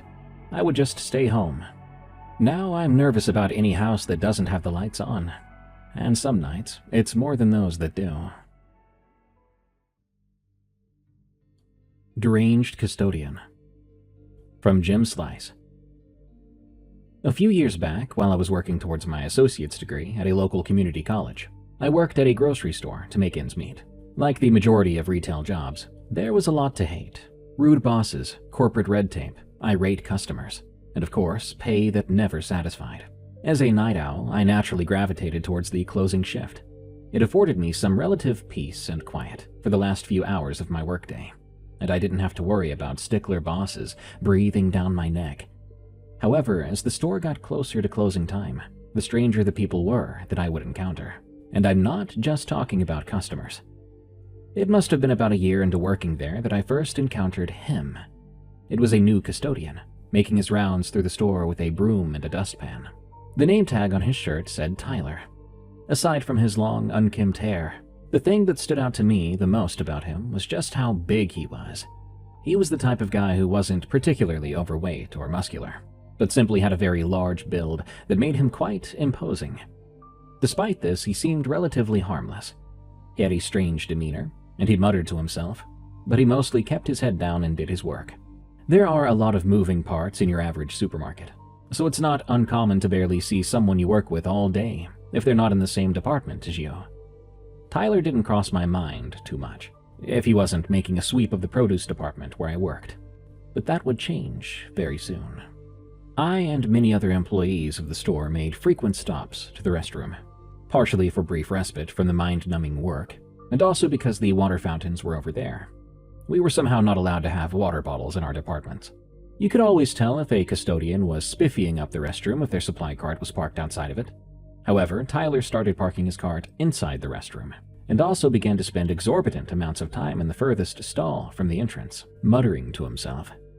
On top of this, he would strip his clothes off and hang them over the stall door. It came to a point where every time I took a bathroom break, he would be in there. I wasn't the only one who noticed. One coworker had barely entered the restroom one day when Tyler busted out of the stall, thankfully in some underwear, not fully nude, before angrily saying, "I don't want to crap in here." He then entered the next stall over. Being alone in that bathroom with the enormous half-naked custodian gave my coworker a scare he would not soon forget. In spite of his bizarre bathroom ritual, I felt a little sorry for Tyler. Every job in that store was thankless, but especially so for the custodians. They had to deal with the biggest messes, and I knew that the most repulsive ones, such as the ones involving bodily fluids, were supposed to be dealt with by managers who had the proper training. But that role would conveniently be forgotten when the time came, leaving it up to the poor custodians. For this reason, I tried to be friendly to Tyler, asking him how his day was, making small talk. He would give a sheepish response, but he seemed almost weirded out by me doing this. Perhaps nobody else in the store gave him the time of day, or maybe he simply wanted to be left alone. As it turned out, Tyler really hated when he had to clean up one of those big messes. There were multiple instances where I would hear an announcement over the loudspeaker, paging him to clean up a mess in a certain department, only for me to see him a minute or so later in a big huff on his way to the disaster area. I didn't want to get in his way during times like that, but one day there was a mess in my department, and it was not a small one. I was doing my work, probably daydreaming, when an apologetic parent told me that their kid had vomited by the basil. I stifled my exasperated sigh and assured them it was going to be okay. Somebody would clean it up right away. I resolved right then to clean it myself, as I knew Tyler was there that day, and I did not want to be the target of his rage. The vomit-absorbent bags were kept at the foot of the stairs that led to the employee break room, so I made my way over there. Right as I reached the stairs, Tyler had made his way down. Now I had to tell him. All I could say was his name before he looked at me and screamed, "I know!" I stood there in shock for a few seconds before going back to work. I guess they'd paged him already and I didn't hear it. I stayed out of his way completely after that.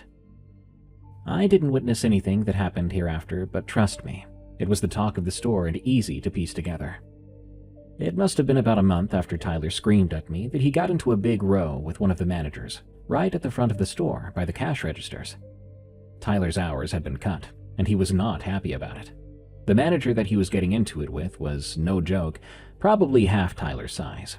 The argument got so heated that Tyler was about to hit the manager.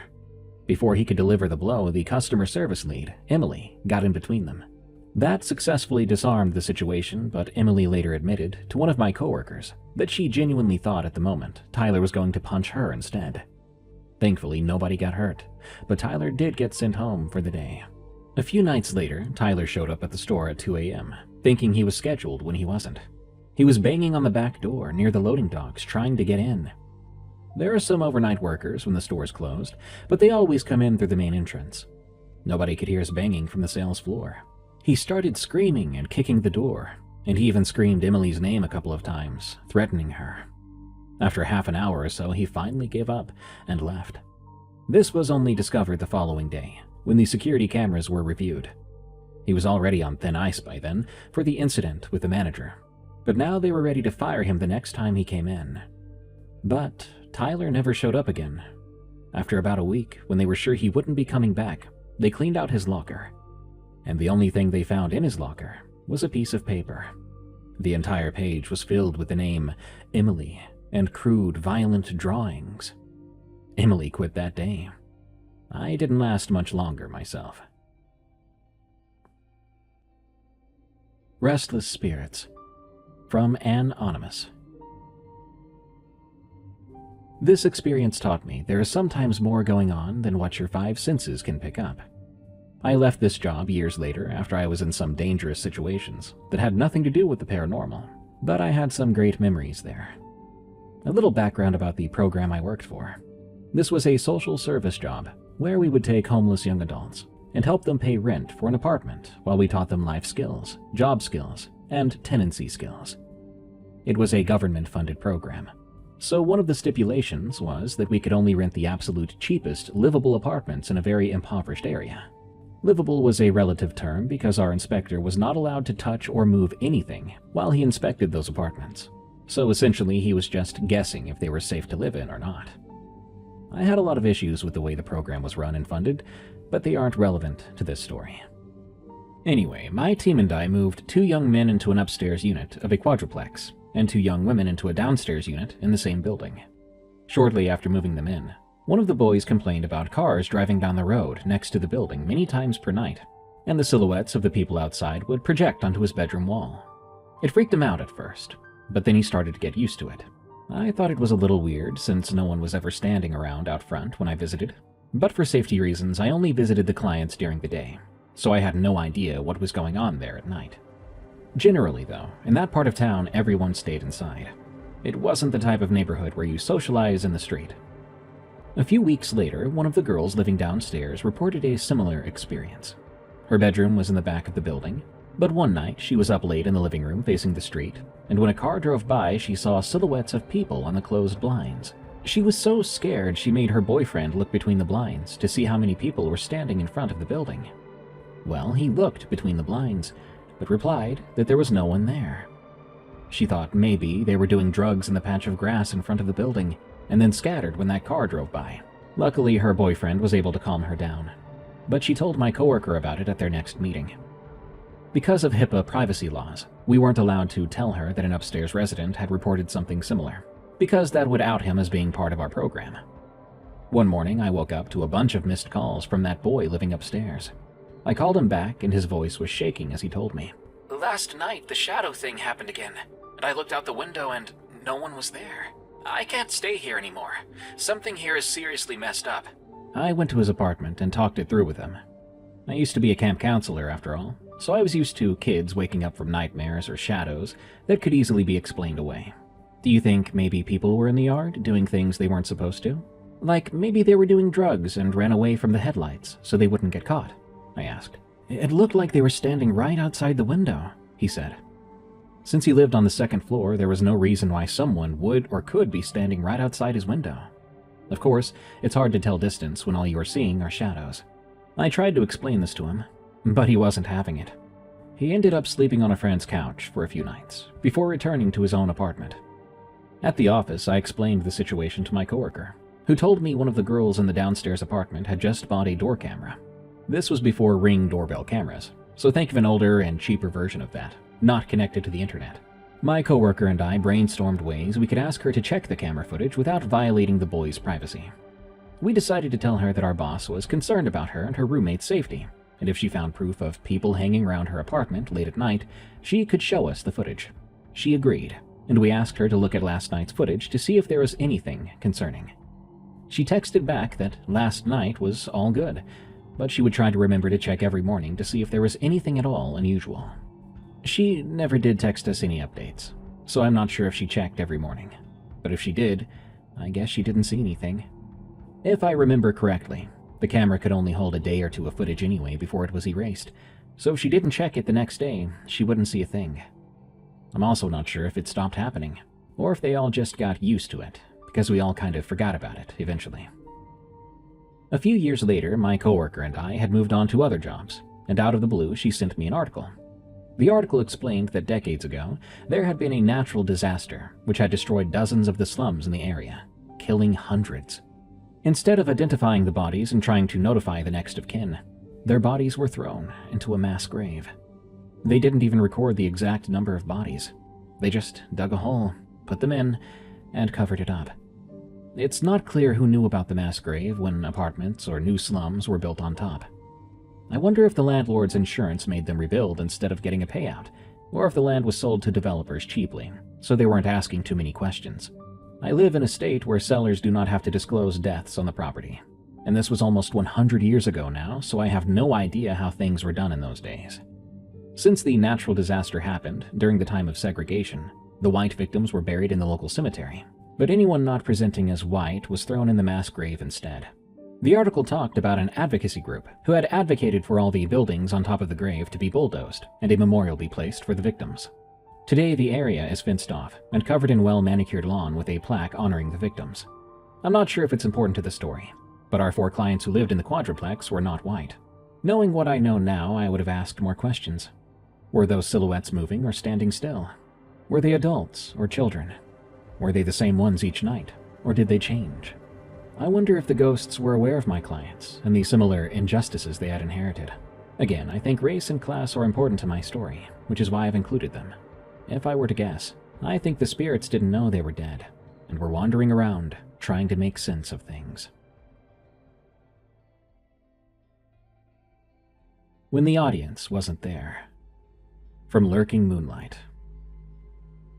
I remember back in the late 80s, my grandparents took me to a theater show.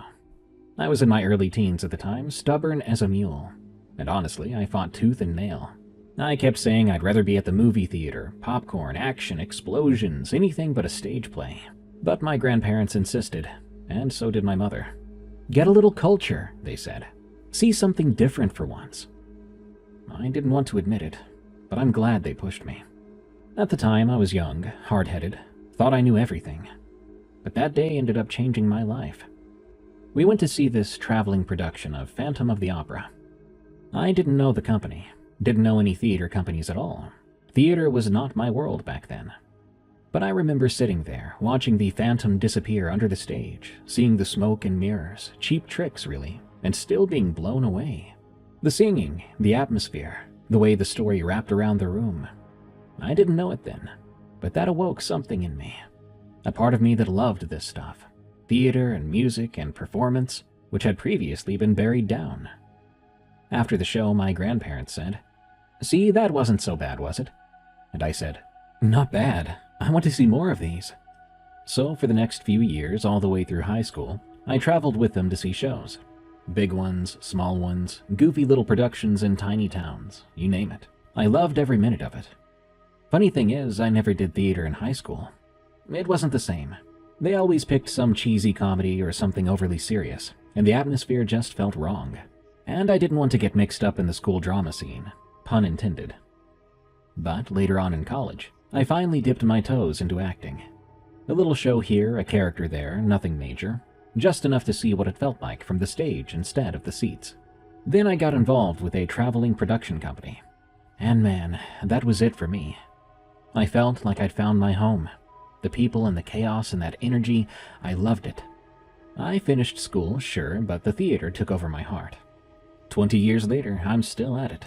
Still traveling and performing, loving every minute of it. I've met some incredible people, traveled all over the US, even outside of it a few times. And I even met my wife through the theater. I built my whole life from a show my grandparents dragged me to. I've got nothing to complain about. But let me tell you something. The theater has its strange moments. Not the movie-style sandbag falls and kills someone kind of stuff, and definitely no masked phantoms lurking backstage. But spooky things? Things that stick with you. Yeah, there's been a few of those. And I'd like to tell you one of them. We traveled through Massachusetts and down the East Coast, making our way through the Carolinas. But honestly, our show attendance wasn't what it used to be. Great crowds do come some nights, barely a dozen people on others though. Our production manager kept saying the same thing, "I think we need to flip the script." He'd say that anytime things got stale, and this time he meant it. "We've been running these top 4 shows for too many years," he said. "They're outplayed. People want something new." I rolled my eyes. I figured theater life was about to turn into high school productions all over again. Cheap comedies, awkward attempts at seriousness. I didn't want any part of that. But, like usual, I was wrong. He flipped through a stack of obscure scripts, mumbling to himself, and finally slapping one down like he'd found hidden treasure. The Mystery of Irma Vep. I had never heard of it. Most of us hadn't. A horror comedy full of quick changes, odd characters, and strange little scenes. We practiced for hours. Luckily, we had a few weeks between shows because the next theater down in South Carolina was booked with opera and some kind of dance festival. So we rehearsed, and rehearsed, and rehearsed. By the time we were a few weeks out, social media was just becoming a thing, so we blasted out a post saying we'd be adding this weird little horror comedy to our lineup. That was all it took, and it sold us out clean. Turns out people love a horror comedy. and I actually loved practicing it. I played Thomble, Lord Finwick's hapless groundskeeper, a goofy little side character who popped up with dramatic warnings and badly timed entrances. I had the time of my life with it. So there we were, still up in North Carolina, rehearsing in this old theater before heading south. One night, after a long day, everyone had filtered out. Some went home, some went to the dressing rooms, a few wandered backstage. My wife had already gone back to our hotel, but I stayed behind. I really wanted to nail my lines. Horror comedy or not, I took the role seriously. I sat on the stage reciting lines to an empty house, listening to the sound of my own voice bouncing off the seats. At one point, I stopped mid-rehearsal and walked to the center of the stage. I took a deep breath, lifted my head toward the empty audience, and belted one of Thomble's dramatic lines. "My lord, the shadows move where shadows should not." Right after I said it, I heard applause. Not thunderous applause, of course, but a polite, scattered clapping from somewhere out in the dark. I froze up. I looked around, thinking someone was hiding and trying to mess with me. "Ha ha, very funny," I said. I turned to walk back to my starting place and ran through the scene again. Same line, same delivery. And again, the same applause. Slightly louder this time. So I called out, "Okay, whoever's out there, come on, you got me." Silence. I couldn't see anyone. No footsteps or doors opening. Only a quiet old theater, late at night. I spoke to the empty seats. "Well, I'm glad you liked it." Still no answer. So I figured I'd put on a show for my invisible audience. I jumped back into my role, really hamming it up, energetic, exaggerated, and teetering between sarcastic and serious. Then I spun around for the final line and shouted into the dark. And this time the applause was big, loud, and full, like an entire crowd had filled the theater while my back was turned. I spun toward the sound booth, thinking someone had kicked on a recording. But the booth was down front right, just off the edge of the stage, and it, at that moment, was empty. I'd been there for weeks. I knew every corner of that place. Nobody was hiding there. There was no one playing tricks. That was the moment the hairs on my arms lifted straight up. You know that cold prickle you get when the air changes, and you're suddenly aware you're not alone? Yeah, that feeling hit me hard. And right then, I decided that was enough practice for the night. After that, I just went back to the hotel. I went in and my wife was asleep on the bed. I wasn't going to complain. She normally asks me to rub her feet because she's a lot of the time the dancer. She's always doing a lot of heavy lifting. By that I mean she's always around the stage and her feet always ache. But I thought, I'll just tell her in the morning.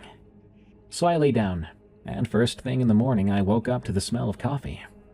When I rolled over and looked, my wife was just sitting there reading the script. I said to her, "Hey, I've got to tell you something that happened to me." I ran through it with her and told her. I said, "Who do you think it was out in that audience? What do you think they were doing?" She named a few people that might pull such a prank, but she said, "Honestly, nobody would really do that. I mean, sure, I can't say they wouldn't, but why would they?" Well, I shrugged my shoulders and said, "I guess I'll just have to see what happens." So we went to the theater later that afternoon. They'd been rehearsing. I knew my scene was coming up soon, so I'm in the backstage running through my lines under my breath, just running through the hand gestures and the motions without saying anything. Then I decided I wanted to put a little emotion into it. There I was, waving my arms and mouthing my line, and I could hear something up front, the scene, but it almost drowned out my own thoughts. So I spoke up, just ever so softly, so they couldn't hear me through the curtains and everything, and when I said my line, I heard clapping behind me. I spun around. Now, if you've ever been on a stage, you know they're all painted black. There are curtains around and ropes and whatnot, but behind me it was just that black cinder wall. The ropes were off to the left for the stage. The catwalk entrance was clear on the other side. I looked up. No catwalks above me, no shadows, and nowhere for anyone to stand. But that clapping was almost directly behind me, like someone was standing inches away. That same feeling came back. The hairs on my arms stood up straight. The little cold chill that follows. I didn't know what to think of it. I said to myself, all right, I think I'll be good until I get out there. Now, let's see if this prankster will do it when the whole cast is out there. So I took my spot on stage. We ran through the whole scene, I said my lines, and nothing. No applause this time, nothing at all. I thought, it's got to be somebody here then. I kept trying to figure it out. Even my wife had been looking around when she had a moment to spare. Needless to say, the theater in South Carolina had just called my production manager, told him they had a week's worth of cancellations, and that we could come in just a week and a half instead of 3 weeks out. That's great news. He'd already been talking to them about boosting ticket sales, and he had sold out the first weekend before we even arrived. But that only put pressure on us. I knew my lines, I felt confident, but the perfectionist in me wanted to be absolutely spot on. So after rehearsal that day, I ran through the same motions. But this time I walked around the theater, up and down the aisles, checking the backstage. 2 actresses were talking in a dressing room. The production manager was in his office on the phone. And again, my wife had gone home. She was exhausted. I said, okay, there are only like 3 people here, so it has to be one of them. Well, I started rehearsing, and for the first half hour or so, there wasn't much. But there must have been something about that line, because when I got to my part and repeated that line and turned toward the audience and made my hand gestures, this time it was a full-on clapping, an applause with cheers and hurrahs. I looked at the sound booth. I walked right down there and jumped in. I ripped that power cord out from the sound panel, pushed the power button off and on several times. I was beside myself. "What the hell is going on?" I said. Then I said it louder. "If you don't want me to perform, then fine. At least have the courage to come out and tell me, because you're really freaking me out." I threw my hands up, almost threw my script. "That's it," I said. I got back on the stage and was ready to go home. "Okay," I said. "I just unplugged everything. Let's see if it happens again." Once more, I ran through that last scene. When I turned and yelled my line, I was met with what sounded like ear-deafening applause. Cheers, screams, whoops, and hollers. But there was nobody there. The speakers were up high. I know when sound is coming from speakers. And old speakers hum, or they buzz and they crackle. This sound did not do that. This was real. Too real. I turned, grabbed my script, and off I went, back to the hotel room. After that, I just stayed in the hotel room, practicing on my own. I didn't want to go back and practice by myself. You can call me a coward or whatnot, a scaredy cat, but it is what it is. I had my lines down, I knew what they were. Then it came, just 3 or 4 days later, the end, when we were packing everything up and going to make our way down to the next theater and set up residence there and get prepped for that weekend show. Our stage manager said, "Okay, it's a dry run. Let's go. Beginning to end, full scenes, whole 9 yards." So we ran through it. And even after my famous line, there was nothing. But you know, the play wasn't over. And when it came down to it, and we took our final bow at the very end, an eruption of applause came. The whole shebang that I had experienced. Our production manager even turned, startled, and started to laugh hysterically. This took the tension off of all of us. His laughter was contagious, one of those guys who can make the whole room crack up to the point you nearly pee your pants. He was laughing and crying, gut-wrenching. He turned to us and said, "Whoever set that up, that is the most hilarious thing in the world. Trying to scare us by putting up a ghost applause. Way to go! I think we should do this at every show." He wiped the tears from his eyes, and we just stood there. Several of us were like, "I didn't do that." I said, "I definitely didn't do it, but it's actually happened to me here before." The production manager sat there and said, "You guys are funny. I don't buy that for 1 minute, though, but thanks. Now let's get packed up and go." And that's what it was left at. All I know is, when we're traveling through North Carolina to that theater again, I don't want to practice that play there. As much as I like it, I think I'll pass. The Old Mayor, from Michigan Deputy. I had a conversation with a ghost on duty, and he actually was a really nice guy. I'm a sheriff's deputy on the west side of Michigan.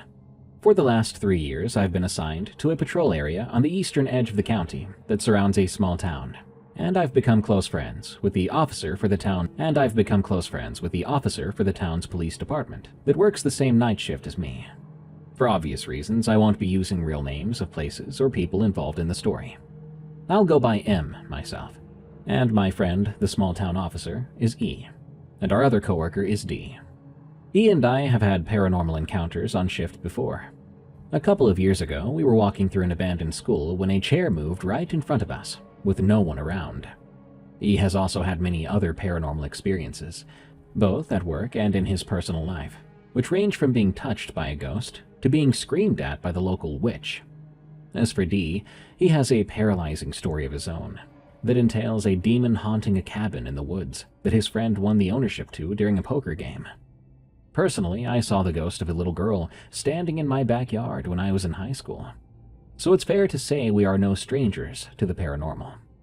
In order to understand this story, I need to give a little bit of background. The small town where E works is in the middle of nowhere, surrounded by cornfields and forest. It's the only semblance of a town for at least 15 miles, and the river runs right through its heart. In large part, the town still runs on the river, the same economy that brought people to the area almost 2 centuries ago. The police station is in the same building it's always been since the early 1900s. It's been renovated and modernized several times, but the bones of it are the same. The station is attached to Town Hall, the mayor's office, and the rest of the government administration space for the town. And according to E, the building is haunted by the ghost of the old mayor from the early 1900s. One day in early November, during a particularly slow, cold, and rainy shift, D got the bright idea to take his spirit box app to the town hall. D, E, and I discussed it and decided it would be a fun idea to see if we could make contact with the ghost of the old mayor. About 10:30 at night, we walked into the police station, and D turned on the app. We began to walk around, seeing what EMF readings we could find, going to the spots where the mayor had allegedly been seen in the past. At first, there was nothing crazy, just some normal EMF readings. No words came through, nothing indicated the mayor was present. Then E took us through the town hall side of the building. We walked through the doors and immediately the EMF detector spiked, and a random word appeared on the app. I can't remember what it was, but I do remember the word didn't make any sense, and didn't seem to be connected to a presence. D began walking around the area and got a huge EMF spike in what appeared to be a meeting room. He walked around and tried to determine what the cause could be, but we couldn't figure it out. There were no electronics in the room that we could see, not even phones or a TV. D then returned to where the spike appeared originally, and the readings were normal. Suddenly, there was no EMF in the room. We walked around some more with nothing to show for it, as we decided to pick a spot and started talking about unrelated things. D left the app on and we completely forgot about it for 20 or so minutes. Then we heard a voice and realized it was the app. The word that appeared was move. We looked around, each of us confused, wondering if we had a bad reading of something that triggered the word. Then the word came again, along with a big EMF spike. The area where we had decided to stop and talk was behind the reception desk at the front of the town hall. This area is where the clerks would sit and speak through a plexiglass window to the town residents that came in for whatever business they needed to conduct. E was standing to my right, near one of the clerks' desks. D was by the employee door to the area, and I was leaning against the reception desk with that plexiglass window, my back turned to the entry area. To see if this was true interaction from a spirit, D asked who was speaking to us and who needed to move. There was silence for a few minutes. Then the app said, bracelet. Again confused, D asked who needed to move. The app said, cross. Then move again. D and E both looked at me, putting the pieces together, and said they were talking to me. I have a tattoo sleeve on my arm that has a big cross dead center, easily visible to anyone looking at me. And at this time I had my sleeves rolled up, so it was visible. I also wear a bracelet on my wrist every day, even while at work. We all were getting super excited, figuring this was actual contact from a spirit inside the building, and possibly the mayor himself. I did move, and I apologized, saying I wasn't trying to get in the way. We asked some more questions, but got no response. We moved out of the clerk's area and into the main entry area of the town hall. We kept asking questions and got more vague responses, with some EMF spikes that seemed to be moving randomly. I then asked if the spirit could tell us who they were. After a long pause, the app told us, Michael. We said hello, asking Michael to tell us more about himself. Then, the strangest thing happened. I got this sudden urge to look around the space more closely. I began studying the walls and turned almost 180 degrees before my eyes locked on a plaque by the main doors to the town hall. Before I knew what was happening, I walked over to the plaque and immediately found the name Michael on it. I yelled out to D&D, putting my finger directly on Michael's name, telling them to come look at what I found. They walked over, and the app said, Point. Realizing what just happened, we asked the app if he was the Michael on the plaque, and the app said, yes. Michael turned out to be one of the members of the town hall board that allocated and pushed for funding for the building. E looked up the story on his phone and found that Michael was one of the people that pushed for the town to replace the old and outdated town hall in the early 1900s, and advocated for the growing town to have a modern government building to keep up with the modernization of the area. Michael also was one of the people who broke the ground on the building, and even helped to build part of it. Unfortunately, Michael had died an untimely death in a farming accident only a few years after the town hall was built, right in the middle of his run for mayor. As E was reading this aloud, I felt warm static coming over my back, and it felt friendly and happy. I know that's strange to say, but the feeling didn't make me uneasy. There was no animosity or danger, no fear to it. It felt as if Michael was standing right behind me, thanking me for recognizing him and allowing us to appreciate and admire what he had done before his death. Then the app said, bye, and that feeling left instantly. And so did Michael, I guess. We never got another response from the app, and no EMF spots. It was as if Michael found some kind of peace that night and decided to rest. Since then, E hasn't had any encounters with Michael. D is now working another area on another shift, so we haven't had the chance to go back and try this again.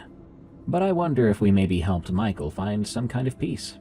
I wonder if we helped him cross over into the afterlife by recognizing him and appreciating what he did for the community. I'm sure someday E and I will get brave enough to download another Spirit Box app and try this again. And if we do, I'll document what happens here. But above all else, this experience helped me to understand what can keep a soul restless on Earth. After the smoke clears. From Bryant. I was never one to care for people. I would never go out of my way to meet someone new or start a conversation. But there was one place I felt comfortable. In nature. That's the reason I wasted 4 years of my life to become a Firewatch Ranger.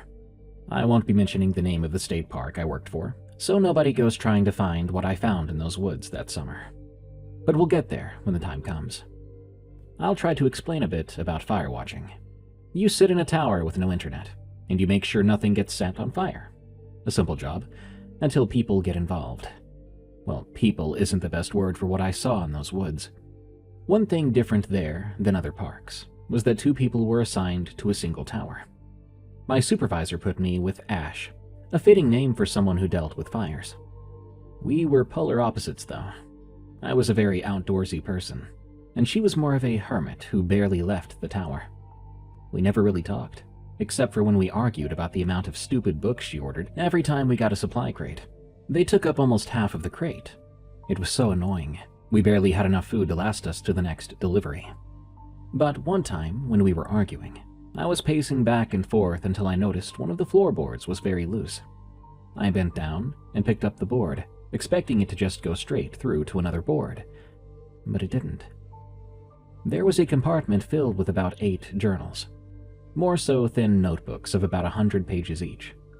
Ash dropped down right beside me, flipping through one of them, and we realized they were from the last people stationed at this very watchtower. We spent 3 days reading those journals. 3 entire days. They were written by 2 people, but their names weren't in there. They all ended on a single day, 6 months before we got there. Both writers talked about a frequent, rumbling shaking the tower. Well, that's unsettling, Ash said, glancing at me. Nothing else happened for a while, It took about 6 weeks for us to start feeling what the journals mentioned. A slow rumbling coming from the west. It scared me, and that didn't happen often. Nothing else happened at first. It was one of the most boring things ever. But every so often you would hear that faint rumbling from the west. Ash decided to ignore it. No matter what she heard, she thought it was just some sort of earthquake, and tried to take her mind off of it. That's what I should have done. Instead, I went out to the west every so often, trying to see what was making the noise, trying to see if someone was out there doing something. But no matter how hard I looked, the west was always empty. There was a campsite here or there, but no one was really out there, except for 1 or 2 people who weren't doing anything suspicious. Then came the day the fire broke out. The main office said it was just some dry leaves. Some other people said it was set on purpose. It happened at a campsite, which is why people were speculating as much as they were. At the time, I believed it was just dry leaves and a spark, maybe some idiots who didn't know how to put out a fire the right way. But after that, there was no more rumbling for about 3 weeks, until I heard something walking under the tower. Ash was out, trying to retrieve some supplies. I looked down through the hatch at one point, but I didn't see anything.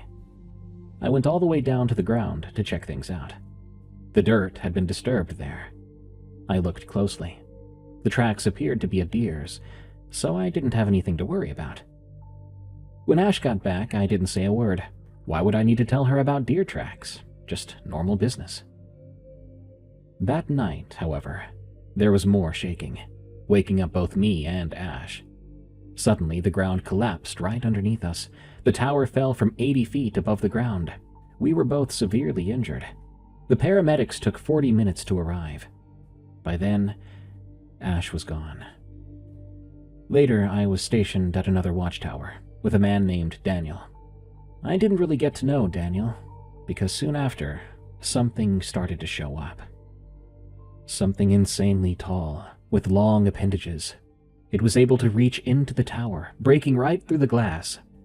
The next thing I knew, Daniel was gone. I have no idea what it was, or if it was even real. But if it wasn't, then how was Daniel dead? After 2 incidents of people dying around me, the authorities had me as a person of interest. But they had no real evidence, so all they did was reassign me to another tower, this time with a man named Jeremiah. I got close to Jeremiah over the next month and a half, getting to know him well before his end. Everything was easygoing for the longest time, until the final day.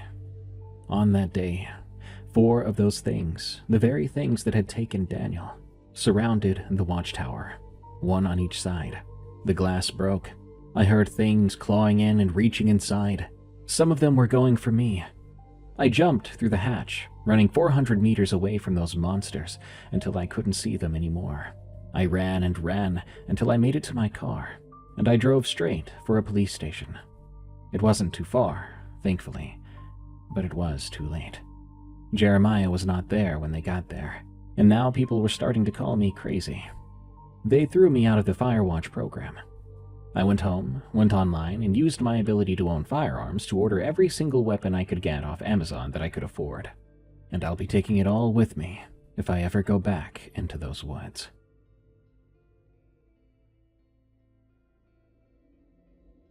Contorting.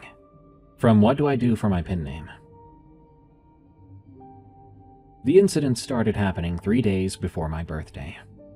On February 1st, I was at my McDonald's job. My shift was from 5 a.m. to 11 a.m. At 5:30, a guy walked in. I asked him what he wanted, and in a calm, raspy voice, he said, "1 cheeseburger with water." I put the order in and asked if he wanted fries or condiments. He said no, and I gave him his table number.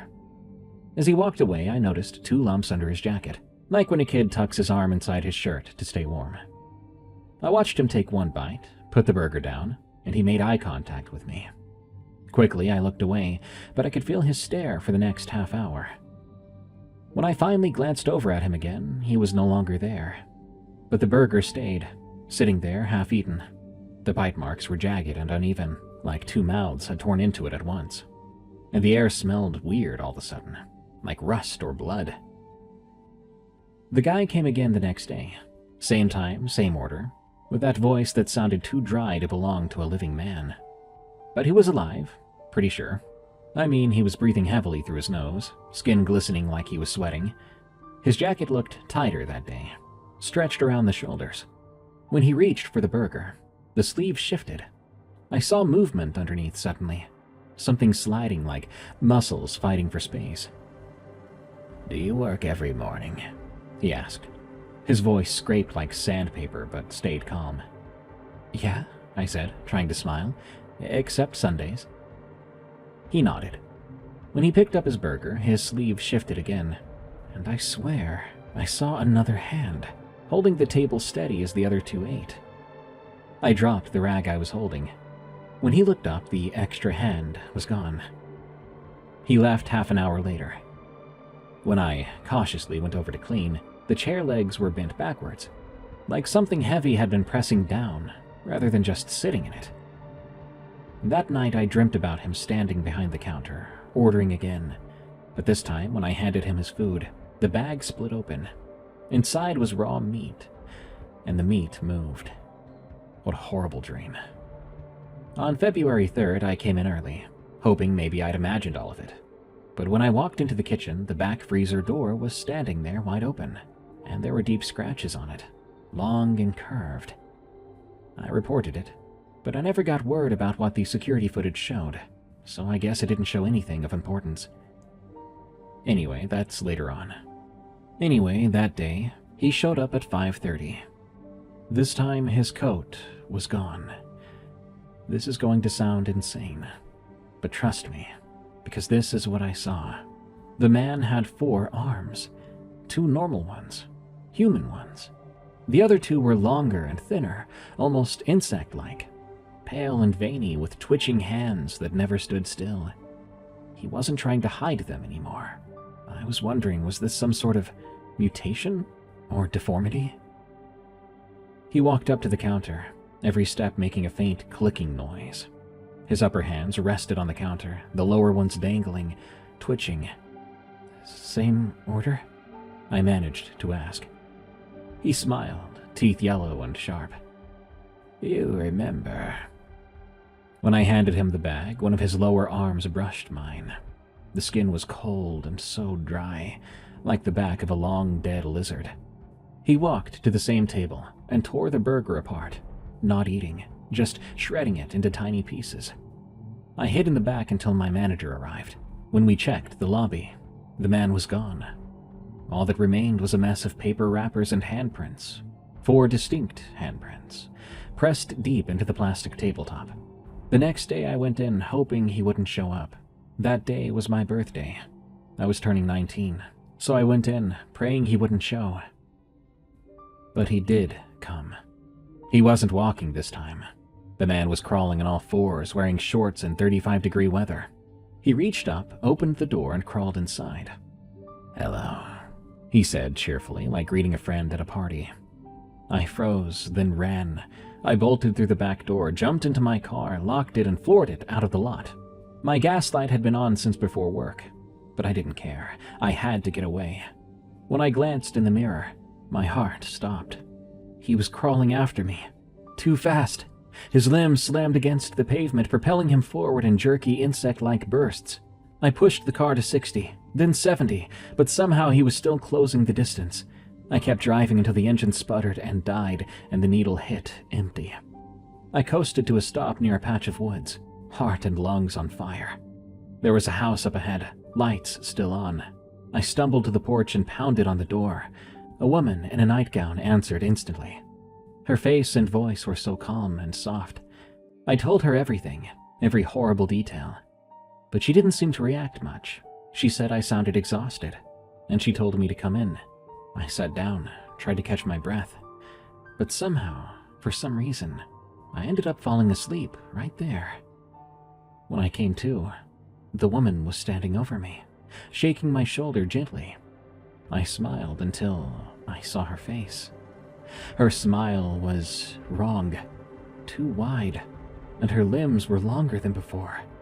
And she had 4 arms. I shoved her away from me and ran again.